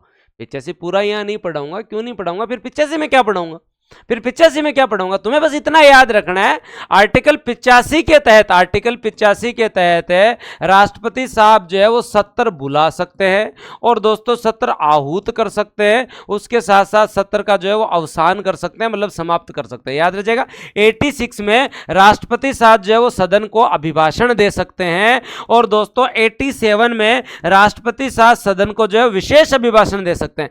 विशेष अभिभाषण जानते हो क्या? एक तो नई लोकसभा का प्रथम अभिभाषण और एक दोस्तों आपके यहाँ पर जो है वो बजट सत्र, जो ना हर साल बजट आता है उस समय दोनों को बुला कर एक जगह बिठा के अभिभाषण देते ना, तो वो विशेष अभिभाषण हो गया। वो क्या हो गया? विशेष अभिभाषण हो चुका है। याद रख लेना वो क्या है दोस्तों, आपका विशेष अभिभाषण। तो 85, 86, 87 कौन कौन याद करेगा? बस इतना याद कर लो। सत्र आहूत अवसान राष्ट्रपति कर सकते हैं, अपना अभिभाषण सदन को दे सकते हैं, लोकसभा राज्यसभा को। विशेष अभिभाषण या तो कोई नई लोकसभा है, जैसे इस बार पहला सत्र था लोकसभा का, या तो वो, या फिर हर साल का बजट सत्र, बजट सत्र को हम विशेष मानते हैं, उसमें राष्ट्रपति आके बजट के ऊपर जो है वो दोस्तों बोल के जाते हैं, उसे विशेष अभिभाषण बोलते हैं। 85, 86, 87 किसको क्लियर? वैसे लोड नहीं लेना क्योंकि ये आगे हम पढ़ेंगे। तो याद रखें विशेष अभिभाषण, राष्ट्रपति जो है वो दोनों सदन की संयुक्त बैठक भी बुला सकते हैं, दोनों सदन की संयुक्त बैठक भी बुला सकते हैं, दोनों सदन की संयुक्त बैठक भी बुला सकते हैं। अब संयुक्त अधिवेशन क्यों होता है भाई? संयुक्त अधिवेशन क्यों होता है हमारे यहाँ? कपूर जी इसको समझाओ। मान लो आर्टिकल 108 कहता है कि अगर कोई बात लोकसभा ने कही पर राज्यसभा कहती है हम नहीं मान रहा, राज्यसभा ने कही लोकसभा कहते हम नहीं माने, लोकसभा कहे राज्यसभा कहते हम नहीं माने। अब इस कंडीशन में तो गतिरोध हो गया, एक दूसरे की बात ही नहीं मान रहे। इस कंडीशन में तो गतिरोध हो गया, एक दूसरे की बात ही नहीं मान रहे। तो इस कंडीशन में क्या किया जाए? इस कंडीशन में बताओ क्या किया जाए, ये बताओ मेरे को। हाँ, इस कंडीशन के अंदर क्या किया जाए? तो इस कंडीशन के अंदर राष्ट्रपति साहब कहते हैं अगर तुम एक दूसरे की नहीं मान रहे ना, तो आर्टिकल 108 के तहत एक जगह बैठ जाओ और अब जो है वोटिंग कर लो। वो होता है संयुक्त अधिवेशन। डिटेल में हम आगे पढ़ेंगे। जॉइंट सेशन क्या होता है उसके बारे में हम लोग बात करेंगे, अभी के बारे में इतना याद करो। तो 4 चीज क्या याद हो गई आप लोगों को? आर्टिकल दोस्तों आप लोगों को 85 याद हो गया, आर्टिकल दोस्तों आप लोगों को 86 याद हो गया, 87 याद हो गया। यहाँ सत्र बुलाने से संबंधित बात है, यहाँ अभिभाषण से संबंधित बात है दोस्तों, और यहाँ दोस्तों विशेष अभिभाषण के बारे में बात हो गया। विशेष अभिभाषण या तो दोस्तों नई लोकसभा का पहला अभिभाषण है, अभी चुनकर आए इनके लिए स्पेशल करवाओ, या फिर जो बजट हर साल बजट का। और दोस्तों 108 के तहत संयुक्त अधिवेशन का। गुरुजी इतनी तो बात होगी, संयुक्त अधिवेशन। अब बताओ राज्यसभा को तो भंग नहीं किया जा सकता, लेकिन लोकसभा को भंग कर सकते हैं क्या? लोकसभा को भंग कर सकते हैं क्या? कहां गुरुजी भंग कर सकते हैं। और उसके बाद में सबसे इंपॉर्टेंट चीज है, कोई भी विधेयक राष्ट्रपति की अनुमति के बाद में ही दोस्तों जो है वो याद रख लेना। हाँ, राष्ट्रपति जो है वो एक चीज एकदम याद रख लेना कि कोई भी विधेयक जो है वो राष्ट्रपति के अनुमति के बाद ही, कोई भी विधेयक है राष्ट्रपति के अनुमति के बाद ही दोस्तों जो है वो क्या बनता है? आर्टिकल 111 याद रखें, आर्टिकल 111 याद रखें। ये इनके जो है वो दोस्तों वीटो पावर्स हैं। कोई भी विधेयक राष्ट्रपति के साइन के बाद आता है, तब वो क्या होता है, बिल होता है। राष्ट्रपति साइन कर देते हैं ना, उसके बाद में वो एक्ट बन जाता है। मतलब हम जब बात करते हैं, हम लोग जब बात करते हैं, तब आपका आगे हम पढ़ेंगे संसद क्या है। तो आप संसद के अंदर मैं आपसे प्रश्न पूछूंगा, संसद का पार्ट कौन कौन है, तो आप बोलोगे लोकसभा, राज्यसभा और राष्ट्रपति। बिना राष्ट्रपति के साइन के संसद कुछ नहीं है। लोकसभा राज्यसभा ने कुछ भी पारित कर दिया बोले, लेकिन बिना राष्ट्रपति के साइन के जो है वो लोकसभा राज्यसभा कुछ ही नहीं है। बिना राष्ट्रपति के संसद है ही नहीं। राष्ट्रपति संसद का अभिन्न अंग है। लोकसभा राज्यसभा द्वारा पारित विधेयक जब तक राष्ट्रपति साइन नहीं कर देता तब तक कोई मतलब नहीं है, तब तक कोई मतलब नहीं है, तब तक कोई मतलब नहीं है। तो देखो मैं तुम लोगों को याद करवाता हूँ, राष्ट्रपति के पास जो है वो दोस्तों आपके यहाँ कई प्रकार की वीटो शक्तियाँ होती हैं। और अगर हम लोग बात करें तो आप लोगों को याद रख लेना कि जो है वो राष्ट्रपति जो है वो एक तो क्या कर सकता है, आपके यहाँ पे विधेयक को खारिज कर सकता है, मना कर सकता है, आत्यंतिक वीटो, या राष्ट्रपति एक बार जो है वो पुनर्विचार के लिए भेज सकता है, सस्पेंसिव वीटो, या राष्ट्रपति उस पर कोई प्रतिक्रिया न दे तो वो दोस्तों आपके यहाँ पॉकेट वीटो। ठीक है, ये आपके यहाँ 3 विट्टो है। यहाँ दोस्तों जो है वो 3 विट्टो है। तो इन 3 विट्टो के बारे में बात करें, याद रह जाएगा तुम लोगों को। राष्ट्रपति के सामने कितने ऑप्शन है, राष्ट्रपति के सामने जो है वो दोस्तों कितने ऑप्शन है, या तो सहमति दे दे, या तो राष्ट्रपति साहब जो है वो कहते हैं हाँ ठीक है तुमने जो विधेयक भेजा है वो ठीक है, या राष्ट्रपति साहब जो है वो मना कर दे, मना कर दे, राष्ट्रपति साहब आत्यंतिक वीटो के तहत मना कर दे कि मैं सहमति नहीं दूंगा, या राष्ट्रपति साहब जो है वो पुनर्विचार के लिए लौटा दें, पुनर्विचार के लिए लौटा दें, एक बार के लिए लौटा सकते हैं, जिसे सस्पेंसिव या निलंबनकारी जो है वीटो कहा जाता है, या राष्ट्रपति जो है वो आपके यहाँ पॉकेट वीटो का उपयोग करें और दोस्तों जो है उसको पड़ा रहने दें, उसको जो है पड़ा रहने दें, क्योंकि भारतीय संविधान में कहीं नहीं लिखा हुआ कि कितने दिनों में साइन करने। ये मैं तुम्हें आर्टिकल 111 यहीं बता रहा हूँ थोड़ा थोड़ा, इसका मतलब ये नहीं कि आगे नहीं बताऊंगा, आगे भी बताऊंगा। जैसे आर्टिकल 85 पढ़ेंगे तो 85 वो पढ़ेंगे हम कि 70 को आहूत करना और बुलाने का अधिकार राष्ट्रपति का है, 86 के तहत वो अभिभाषण दे सकता है, 87 के तहत वो विशेष अभिभाषण दे सकता है, हम आगे भी पढ़ेंगे इसको, 108 के तहत संयुक्त अधिवेशन बुला सकता है, आगे भी पढ़ेंगे हम लोग, ऐसी बात नहीं पढ़ेंगे। लेकिन यहाँ एक बेसिक मैं तुम लोगों का आधार तैयार कर रहा हूं ताकि जब आगे पढ़ो तो वो डिटेल में पढ़े और एकदम जो आत्मसात हो जाए।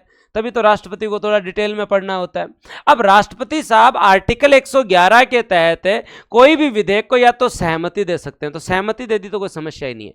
सर मना कर दे, ऐसे कैसे, मना कैसे कर सकते हैं बताओ दोस्तों, बताओ जो है वो मना किस कंडीशन के अंदर जो है वो कर सकते हैं। तो मना वो इस कंडीशन में कर सकते हैं, या तो कोई मामला जो है वो याद रखें आपके यहाँ पे पुराने मंत्रिमंडल, याद रखें पुराने मंत्रिमंडल की जो है वो दोस्तों जो है वो कोई सलाह हो, उसको जो है वो क्या कर सकते हैं, ये मना कर सकते हैं। क्या कर सकते हैं दोस्तों, पुराना मंत्रिमंडल अगर कोई ऐसी चीज भेजे और वो जो है वो दोस्तों आपके यहाँ पे अब वो मंत्रिमंडल ही नहीं रहा, अब वो मंत्रिमंडल ही नहीं रहा, मतलब कोई मामला आपके पास उस सरकार ने भेजा था लेकिन अब तो वो सरकार ही नहीं रही, तो उसे मना कर सकते हैं। पुनर्विचार के लिए एक बार लौटा सकते हैं, पुनर्विचार के लिए एक बार लौटा सकते हैं, जायज बात। पॉकेट विट्टो अपने सामने पड़ा रहने दे सकते हैं। तो 4 ऑप्शन है, क्या क्या याद रहेंगे, आगे आर्टिकल 111 और डिटेल में पढ़ेंगे, लेकिन इतना तो याद रह सकता है कि या तो जो है वो हाँ कह सकते हैं, या ना कह सकते हैं, या वापस लौटा सकते हैं, या पड़ा रहने दे सकते हैं, या दोस्तों जो पड़ा रहने दे सकते हैं। तो करें बात करें दोस्तों कि ये कभी किया है क्या राष्ट्रपति ने, तो बात करते हैं किया है। जैसे आत्यंतिक विटो जो है उसका 2 बार उपयोग किया गया है। जैसे for example doctor Rajendra Prasad ने जो है वो आपके यहाँ पे पेप्सू विनियोग अधिनियम था, उसको जो है वो मना कर दिया था। क्यों मना कर दिया था, क्योंकि उस समय पंजाब के अंदर उनकी असेंबली बन गई थी और वो मामला उनसे संबंधित था। तो दोस्तों इसके कंडीशन के अंदर उन्होंने मना कर दिया कि अब तुम जो है वो तुम्हारी विधानसभा बन गई उसमें लाओ ना, हमारे पास क्यों ला रहे हो, अब तो जो है वो विधानसभा बनी गई तुम्हारी। दूसरा, संसद के सदस्य वेतन भत्तों से संबंधित विधेयक था और दोस्तों आर वेंकट रमन साहब ने जो उपयोग किया और मना कर दिया, क्योंकि पुरानी मंत्रिपरिषद का जो है वो लाया हुआ था। तो आत्यंतिक विट्टो, एब्सोल्यूट जो विट्टो है उसका उपयोग 2 बार, एक तो राजेंद्र प्रसाद और एक रामास्वामी वेंकट रमन ने जो किया था। पॉकेट विट्टो, भारतीय डाकघर संशोधन अधिनियम जो है वो दोस्तों ज्ञानी जेल सिंह जी जो है आपके राष्ट्रपति थे, इन्होंने जो है वो कभी इसके ऊपर साइन ही नहीं किया, पढ़ाई रहने दिया। क्या किया गया, पढ़ाई रहने दिया। और निलंबनकारी विटो, कलाम साहब लाभ के पथ विधेयक को जो है वो एक बार के लिए पुनर्विचार के लिए लौटा देते हैं, नहीं नहीं देख रहे, एक बार तुम वापस ध्यान दो, ये अपने आप में बहुत बड़ी बात होती है। राष्ट्रपति जो है वो अपने आप में बहुत बड़ी बात होती है। और जो व्यक्ति इस पद पर बैठा है ना, वो भी अगर टैलेंटेड हो ना, वैसे तो सारे टैलेंटेड ही होते हैं, लेकिन उसके साथ साथ डेयरिंग होना, तो वो जो है वो हाथों हाथ कहा एक बार और देख लो कितनी बेइज्जती होती है जब संसद के द्वारा भेजे हुए किसी विधेयक को वापस लौटा दिया जाए, तो संसद जो है वो डिमोरलाइज हो जाती है, आगे से गलती नहीं करती कि हम किसी भी चीज को कैसे भी भेज दें। तो याद रखें ये। तो ये हम यहाँ विधायी शक्तियां पढ़ रहे हैं, और विधायी शक्तियों में आप लोगों को राष्ट्रपति साहब के बारे में क्या क्या पता होना चाहिए, ये एग्जैक्ट मैं यहाँ जो है वो आगे चल रहा हूँ। उसके बाद में हम क्षमादान शक्तियां में पढ़ेंगे क्या क्या पता होना चाहिए, कि वो सत्र को बुला सकते हैं, समाप्त कर सकते हैं, अभिभाषण दे सकते हैं, विशेष अभिभाषण दे सकते हैं, संयुक्त अधिवेशन करवा सकते हैं, लोकसभा को भंग कर सकते हैं, और आर्टिकल 111 के तहत वो जो है वो विधेयक पर अनुमति देते हैं, और 123 के तहत वो अध्यादेश जारी कर सकते हैं। हम आगे डिटेल में पढ़ेंगे अध्यादेश क्या होता है। जब संसद का कोई भी सदन सत्र में नहीं है, उस कंडीशन में जो है वो अध्यादेश जारी किया जा सकता है, अध्यादेश जारी किया जा सकता है। अस्थायी व्यवस्था है, एक बार अगर मामला मतलब मान लो कोई सत्र में नहीं है, तो उस कंडीशन के अंदर ठीक है जी, एक बार जारी कर दो, एक बार जो है वो जारी कर दो, फिर जब सदन सत्र में आ जाएगा तो उसके बाद में उसको जो है वो अनुमति दिलवा लेंगे। तो ये जो है वो दोस्तों अस्थायी प्रावधान है, जिसके तहत अध्यादेश जारी किया जा सकता है, जिसके बारे में भी हम लोग बात करेंगे, जिसके बारे में भी हम लोग बात करेंगे। तो अब मुझे बताओ, मैंने तुम लोगों को कार्यपालिका शक्ति और विधायी शक्ति याद करवाया, मैंने तुम लोगों को क्या बताया, कार्यपालिका शक्ति याद करवाई, मैंने पहले पूरे फैक्ट याद करवाए। कार्यपालिका शक्ति में मैंने कहा पीएम की नियुक्ति, काउंसिल ऑफ मिनिस्टर्स की नियुक्ति, गवर्नर की नियुक्ति, डिप्टी गवर्नर की नियुक्ति, महान्यायवादी की नियुक्ति, इलेक्शन कमीशन की नियुक्ति, आपके यहाँ SC/ST आयोग के अंदर नियुक्ति, उसके अलावा दोस्तों आपके यहाँ OBC आयोग के अंदर नियुक्ति, आजकल तो आपके यहाँ पे जो है वो लोकपाल की नियुक्ति, उसके बाद में दोस्तों आपके यहाँ जो है फाइनेंस कमीशन के अंदर नियुक्ति। हाँ, ये सारी नियुक्तियों का काम, अपॉइंटमेंट का काम जो है वो मंत्रिपरिषद की सलाह पर राष्ट्रपति साहब करते हैं। उसके बाद में मैंने तुम लोगों को विधायी शक्तियां पढ़ाई। विधायी शक्तियां मैंने कहा कि ये जो है पहली बात तो संसद का अभिन्न अंग है। संसद का क्या है दोस्तों, ये अभिन्न अंग है। संसद का जो है वो दोस्तों ये क्या है कि गुरु जी अभिन्न अंग है। हाँ का ये तो पता चल गया, संसद का अभिन्न अंग है। उसके बाद में ये आर्टिकल 85 के तहत सत्र बुला सकते हैं, 86 के तहत अभिभाषण दे सकते हैं, 87 के तहत विशेष अभिभाषण दे सकते हैं, जायज बात है। 108 के तहत संयुक्त अधिवेशन बुला सकते हैं। 111 के तहत जो है ये जो है वो सहमति दे नहीं दे, पॉकेट विटो करें, क्या करें, ये इनके अधिकार में। ज्ञानी जेल सिंह जी ने डाकघर अधिनियम पे पॉकेट विटो किया था, और कलाम साहब ने लाभ के पद को जो है वो दोस्तों पुनर्विचार के लिए लौटा दिया था। राजेंद्र प्रसाद ने पेप्सो अधिनियम जो है उसके लिए जो है मना कर दिया था। और 123 के तहत अध्यादेश जारी कर सकते हैं। 123 के तहत क्या कर सकते हैं, अध्यादेश जारी कर सकते हैं। अब हम लोगों को यहाँ पे 3 प्रकार की शक्ति और बढ़नी है, तो पढ़ा दो सर। एक कौन सी, इनके पास वित्तीय पावर क्या है, फाइनेंशियल पावर क्या है। एक दोस्तों क्षमादान शक्तियां कौन सी है, जो आर्टिकल 72 यहीं पढ़ जाते हैं। एक दोस्तों जो है वो आपातकालीन शक्तियां कौन सी हैं, आपातकाल में इनके पास क्या क्या पावर है। उसके बाद में कंप्लीट है टॉपिक। सर ये भी करवा दो, जब इतना करवा दिया तो देखो, राष्ट्रपति की अनुमति से ही जो है वो दोस्तों अनुदान की मांग प्रस्तुत होती है। तो भी पैसा जो है ना, पैसे से संबंधित जितनी भी डिमांड्स है ना, वो संसद में जब जाएगी ना, तो वो राष्ट्रपति की अनुमति से ही होती है। धन विधेयक राष्ट्रपति की अनुमति के बिना आ ही नहीं सकता। आपका मनी बिल है, पैसे संबंधित मामला है, राष्ट्रपति की पूर्व अनुमति चाहिए। आकस्मिक निधि से पैसा निकालना है तो वो दोस्तों जो है वो राष्ट्रपति के अंडर कंट्रोल में। कंटिजेंसी फंड जिसके अंदर पैसा होता है किसी इमरजेंसी के लिए, तो वो राष्ट्रपति के पास ही होता है, याद रखें। वित्तीय आपातकाल की घोषणा भी राष्ट्रपति करते हैं। कहाँ सर, ये याद रह जाएगा। संसद के समक्ष बजट रिपोर्ट जो है वो भी यही पेश करते हैं, जायज बात है।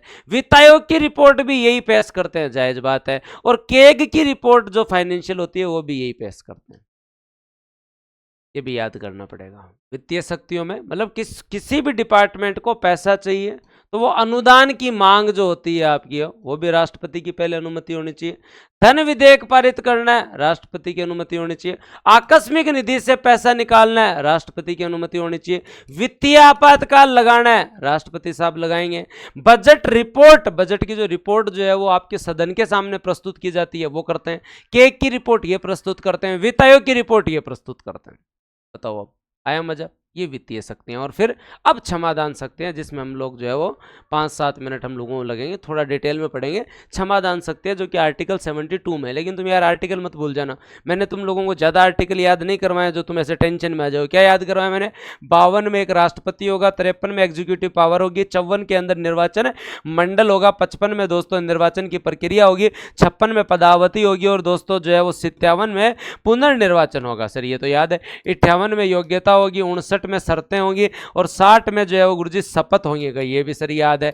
61 में महाभियोग की बात है, 62 में पद रिक्ति की बात है, ये भी बात है। हमें तो और भी याद है कि 74 में ये लिखा हुआ है, 74 में क्या लिखा हुआ है कि राष्ट्रपति को परामर्श देने के लिए काउंसिल ऑफ मिनिस्टर होगी, और 75 में दोस्तों जो है वो राष्ट्रपति पीएम की नियुक्ति करेगा, पीएम के कहने पे मंत्रिपरिषद की नियुक्ति करेगा, ये भी याद है। 85 में सदन में जो है वो सत्र बुलाया जा सकता है, समाप्त किया जा सकता है। 86 में अभिभाषण है, 87 में विशेष अभिभाषण है, और हमें तो इसके आगे की बात पता है। 108 में संयुक्त अधिवेशन है, 111 के तहत जो है वो अनुमति दी जाती है विधेयक को, 123 में अध्यादेश है।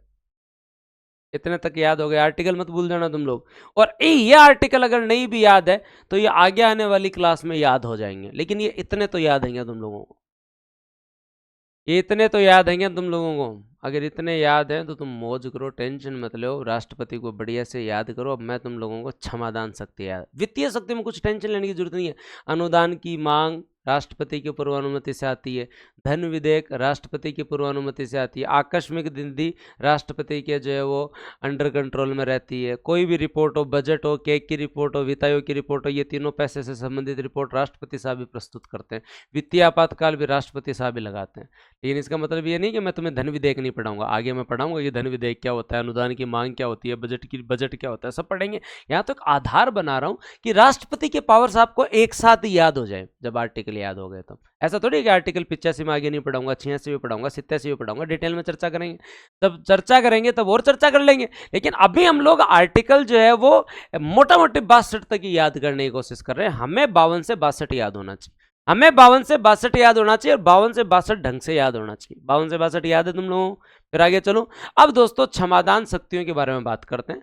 संविधान के अनुच्छेद 72 में राष्ट्रपति को उन व्यक्तियों को क्षमा करने की शक्ति प्रदान की गई है जो दोस्तों जो है अगर संघीय विधि के द्वारा जो है अपराध जिन्हें मिला हो, या सैन्य मामले का अपराध मिला हो, सैन्य न्यायालय ने अपराध दिया हो, या दोस्तों जो है वो किसी को मृत्युदंड दिया गया हो। दोस्तों याद रखें, ये क्षमादान शक्ति जो है वो दोस्तों न्यायपालिका से स्वतंत्र है। आपको अगर पूरे यहाँ पे जो है वो लास्ट में अगर कहीं पे अपील करनी है, किसी को मृत्युदंड मिला है, कोई सैन्य मामले का मामला है, या दोस्तों जो है वो किसी को जो है वो सुप्रीम कोर्ट ने, हाई कोर्ट ने जो है वो दंड दिया, उस मामले में वो व्यक्ति लास्ट अपील जो है किसके पास कर सकता है? राष्ट्रपति के साथ कर सकता है। क्यों कर सकता है वो अपील?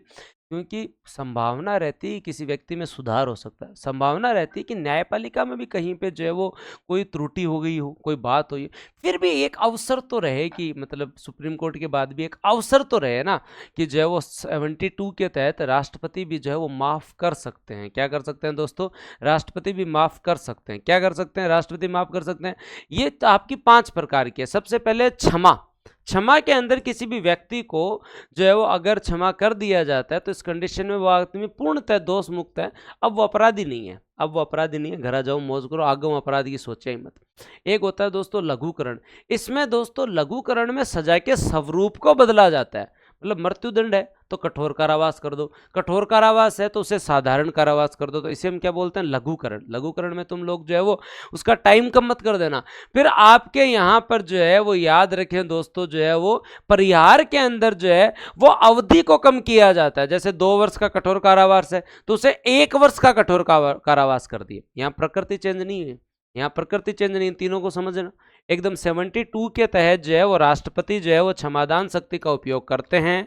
वो सैन्य मामलों में, वो जो है वो दोस्तों संघीय मामलों में, या मृत्युदंड का मामला है तो उसके अंदर जो है वो माफ़ कर सकते हैं। वो माफ़ी का मतलब है कोई व्यक्ति जो है वो अब अपराधी नहीं है। लघुकरण का मतलब है कि आपने उसकी सजा की प्रकृति चेंज कर दी। क्या चेंज कर दी दोस्तों? याद रखें, प्रकृति चेंज कर दी। और परिहार का मतलब है कि आपने उसकी सजा की जो है अवधि चेंज कर दी। क्या कर दी? अवधि चेंज कर दी। जैसे मैंने एग्जाम्पल तक दिया है। लघुकरण मतलब किसी व्यक्ति को मृत्युदंड है तो आपने जो कठोर कारावास कर दिया, ठीक है, नेचर चेंज हुआ। कठोर कारावास है तो साधारण कारावास कर दिया, नेचर चेंज किया। परिहार के अंदर आप प्रकृति चेंज नहीं कर रहे हो, 2 साल का कारावास है, 1 साल का कारावास कर दिया।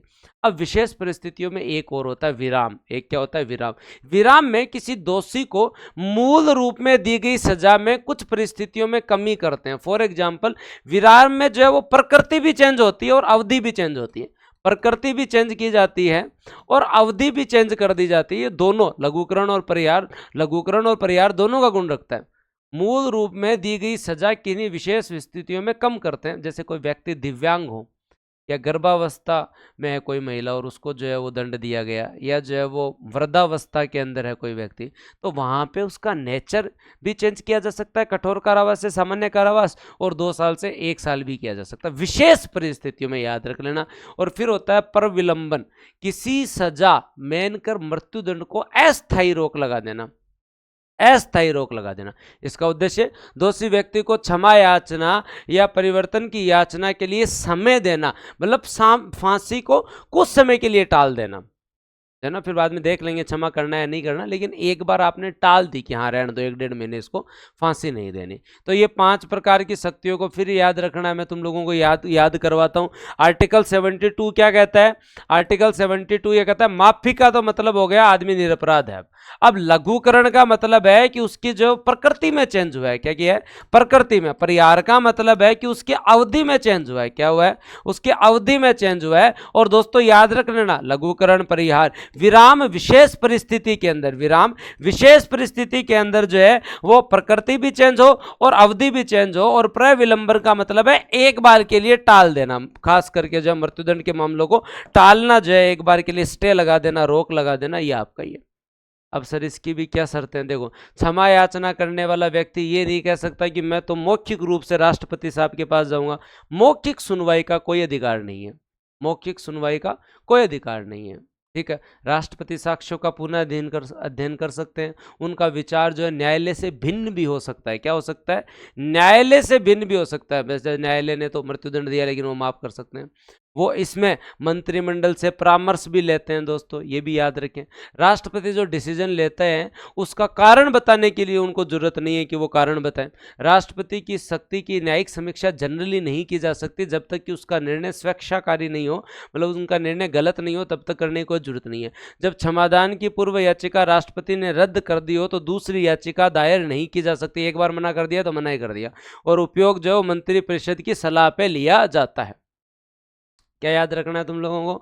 हाँ, अब जो है क्षमादान शक्तियां वापस याद करवा रहा हूँ।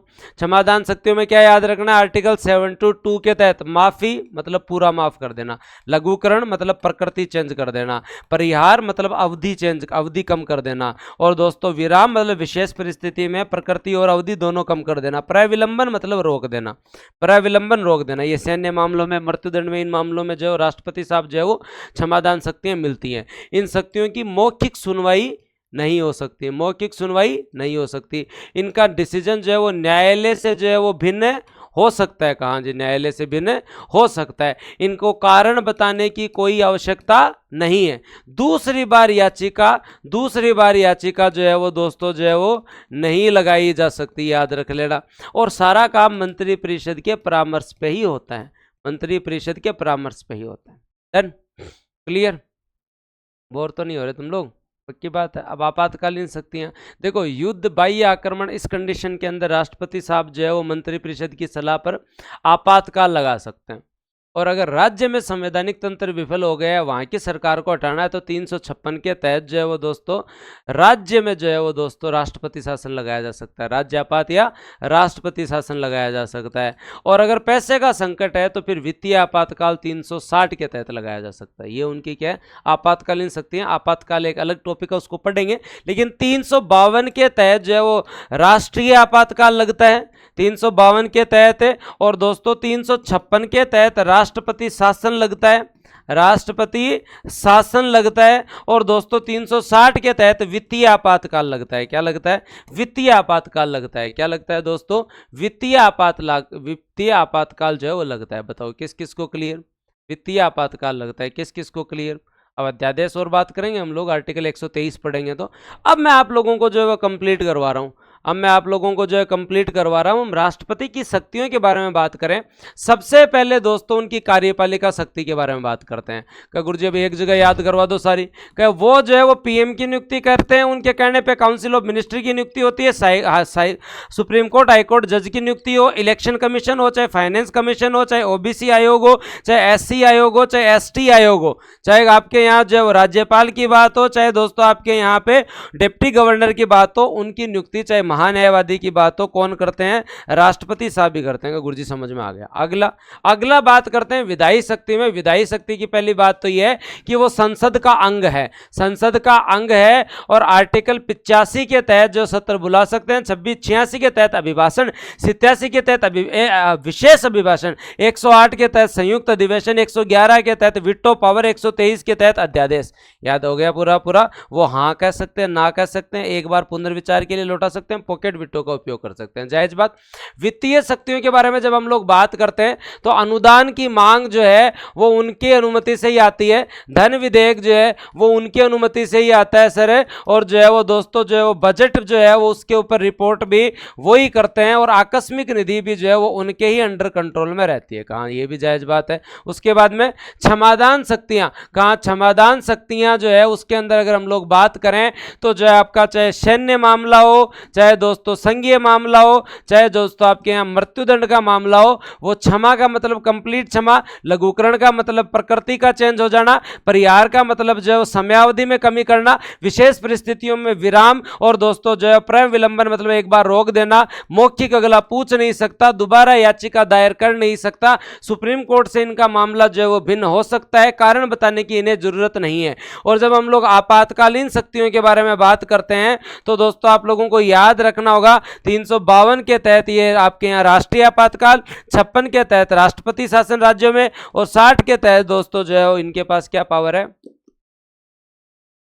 क्या पावर है इनके पास? पावर है दोस्तों आपके यहाँ पर जो है वो वित्तीय आपातकाल की। और आर्टिकल मैंने पूरे याद करवाए हैं कि 52 में जो है वो एक राष्ट्रपति होगा, 53 में एग्जीक्यूटिव पावर होगी, 54 में निर्वाचन मंडल, 55 में निर्वाचन प्रक्रिया, 56 में पदावधि, 57 में दोस्तों पुनर्निर्वाचन, 58 में योग्यता, 59 में दोस्तों शर्तें, 60 में शपथ, 61 में महाभियोग, 62 में पद रिक्ति की बात है, 72 में क्षमादान शक्तियों के बारे में बात है, 85 के अंदर जो है सत्र अवसान या आहूत करना, 86 के अंदर जो है वो अभिभाषण, 87 में विशेष अभिभाषण, 108 में संयुक्त अधिवेशन, 111 में विटो पावर, 123 में जो है वो दोस्तों आपके यहाँ पे अध्यादेश के पावर।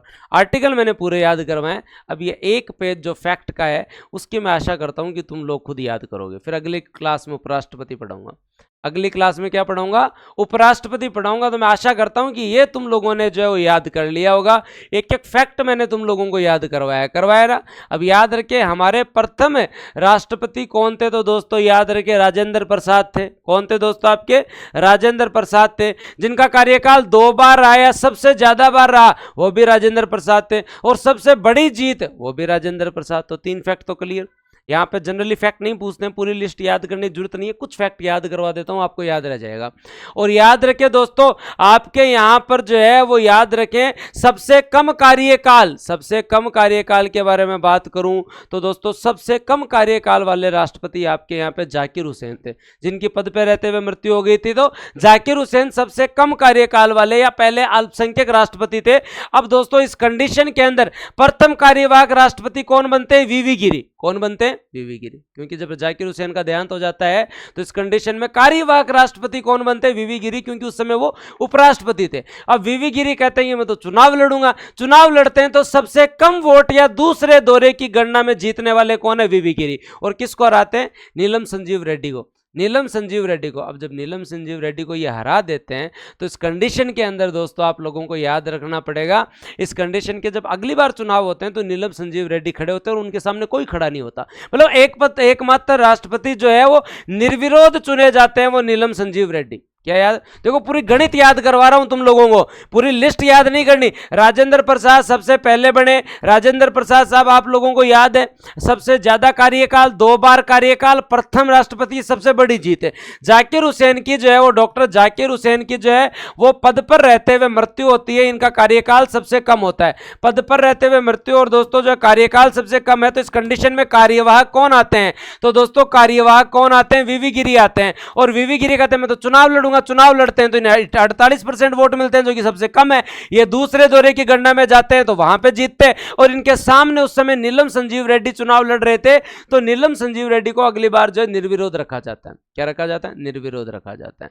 अब दोस्तों कौन से व्यक्ति हैं जो आपके सुप्रीम कोर्ट के जज के रूप में कार्यवाहक राष्ट्रपति रहे, एम हिदायतुल्लाह, बताया था ना मैंने। जाकिर हुसैन की जगह कौन बनते, वीवी गिरी, वो उपराष्ट्रपति थे। अब वो कहते हैं कि मैं तो चुनाव लड़ूंगा, तो अब राष्ट्रपति का पद भी खाली, उपराष्ट्रपति का पद भी खाली। तो उस कंडीशन के अंदर दोस्तों आपके यहाँ जो एम हिदायतुल्लाह जो सुप्रीम कोर्ट के सीजेआई होते हैं, चीफ जस्टिस ऑफ इंडिया होते हैं, तो वो जो है वो दोस्तों आपके राष्ट्रपति बनते हैं। प्रथम दलित राष्ट्रपति KR नारायण है, महिला राष्ट्रपति प्रतिभा पाटिल है दोस्तों, और प्रथम आदिवासी राष्ट्रपति द्रौपदी मुर्मू है। याद रख लीजिए ये महत्वपूर्ण पॉइंट, आपके 16वीं राष्ट्रपति हैं द्रौपदी मुर्मू, जिनके बारे में हमने चर्चा कर ली है। आशा करता हूँ कि तुम्हें सब कुछ याद हो गया होगा। इन फैक्ट्स को याद कर जाना और मजा आ जाएगा। एक एक फैक्ट मैंने तुम लोगों को याद करवा दिया है। कभी कभी ऐसी रिकॉर्डेड क्लासेस भी देखा करो, जिससे तुम लोगों को और मजा आए। इसमें क्या होता है एकदम, मतलब कल जब मैं क्लास लूँ तो अपना फीडबैक देना। मैं जनरली रिकॉर्डेड क्लास में भी जो है ना कैमरे को बहुत अच्छे से याद करवा देता हूँ। हाँ, इतना विश्वास मुझे मेरी टीचिंग पे, मुझे आशा है कि तुम लोगों को भी याद हुआ होगा। आर्टिकल 53 हो चाहे 54 हो, 55, 56, 57, 58 हो, याद आ रहा है, 55, 56, 57, 58 हो दोस्तों आपके यहाँ पे। तो 52, 53 आपको याद हो गया। एक जो है वो राष्ट्रपति होगा, उसमें कार्यपालिका शक्ति होंगी। फिर आप लोगों को जो 54 में निर्वाचन मंडल, फिर प्रक्रिया, पदावधि, पुनर्निर्वाचन याद हो गया। फिर वहाँ योग्यता, शर्तें, शपथ याद हो गया। फिर महाभियोग और पद रिक्ति याद हो गया। सारे आर्टिकल याद हो गए। कार्यपालिका शक्तियाँ, विधायी शक्तियाँ, वित्तीय शक्तियाँ, विटो शक्तियाँ, आपातकालीन शक्तियाँ, सारा याद हो गया। फैक्ट याद हो गया कि सबसे ज़्यादा कार्यकाल या सबसे बड़ी जीत या प्रथम आपके राजेंद्र प्रसाद, प्रथम कार्यवाहक वीवी गिरी, पद पर रहते हुए मृत्यु या सबसे कम कार्यकाल जाकिर हुसैन। उसके बाद में आपको अगली चीज़ जो है वो याद हो गई, निर्विरोध जो है वो एन संजीव रेड्डी। दलित दोस्तों आपको याद हो गया, महिला प्रतिभा पाटिल, आदिवासी जो है द्रौपदी मुर्मू। उसके साथ साथ मैंने तुम लोगों को ये फैक्ट भी याद करवा दिए, 50 प्रस्तावक, 50 अनुमोदक चाहिए, 15,000 रुपये जमानत राशि है, 1/6 वोट नहीं आएंगे तो वो रह जाएगी। वेतन दोस्तों जो है वो 5 लाख है। वेतन दोस्तों कितना है, 5 लाख है। वेतन और पेंशन दोनों जो है वो संचित निधि पर भारित है, अनुसूची 2 में लिखी हुई है, कहीं नहीं जाएगी, उसमें कोई कटौती नहीं की जा सकती, उसमें कोई कटौती नहीं की जा सकती। हर विधानसभा का जो मत मूल्य सेम होता है, अलग अलग विधानसभा का मत मूल्य अलग अलग होता है। हर सांसद का मत मूल्य सेम होता है, हर सांसद का मत मूल्य सेम होता है। इस बार सांसद का 700 था, राजस्थान विधानसभा वालों का 129 था। चुनाव जो है भारतीय निर्वाचन आयोग करवाता है। तो आशा करता हूँ तुम्हें याद हो गया होगा। याद हो गया हो तो धन्यवाद। जय हिंद, राम राम। ठीक है भाई, थैंक यू।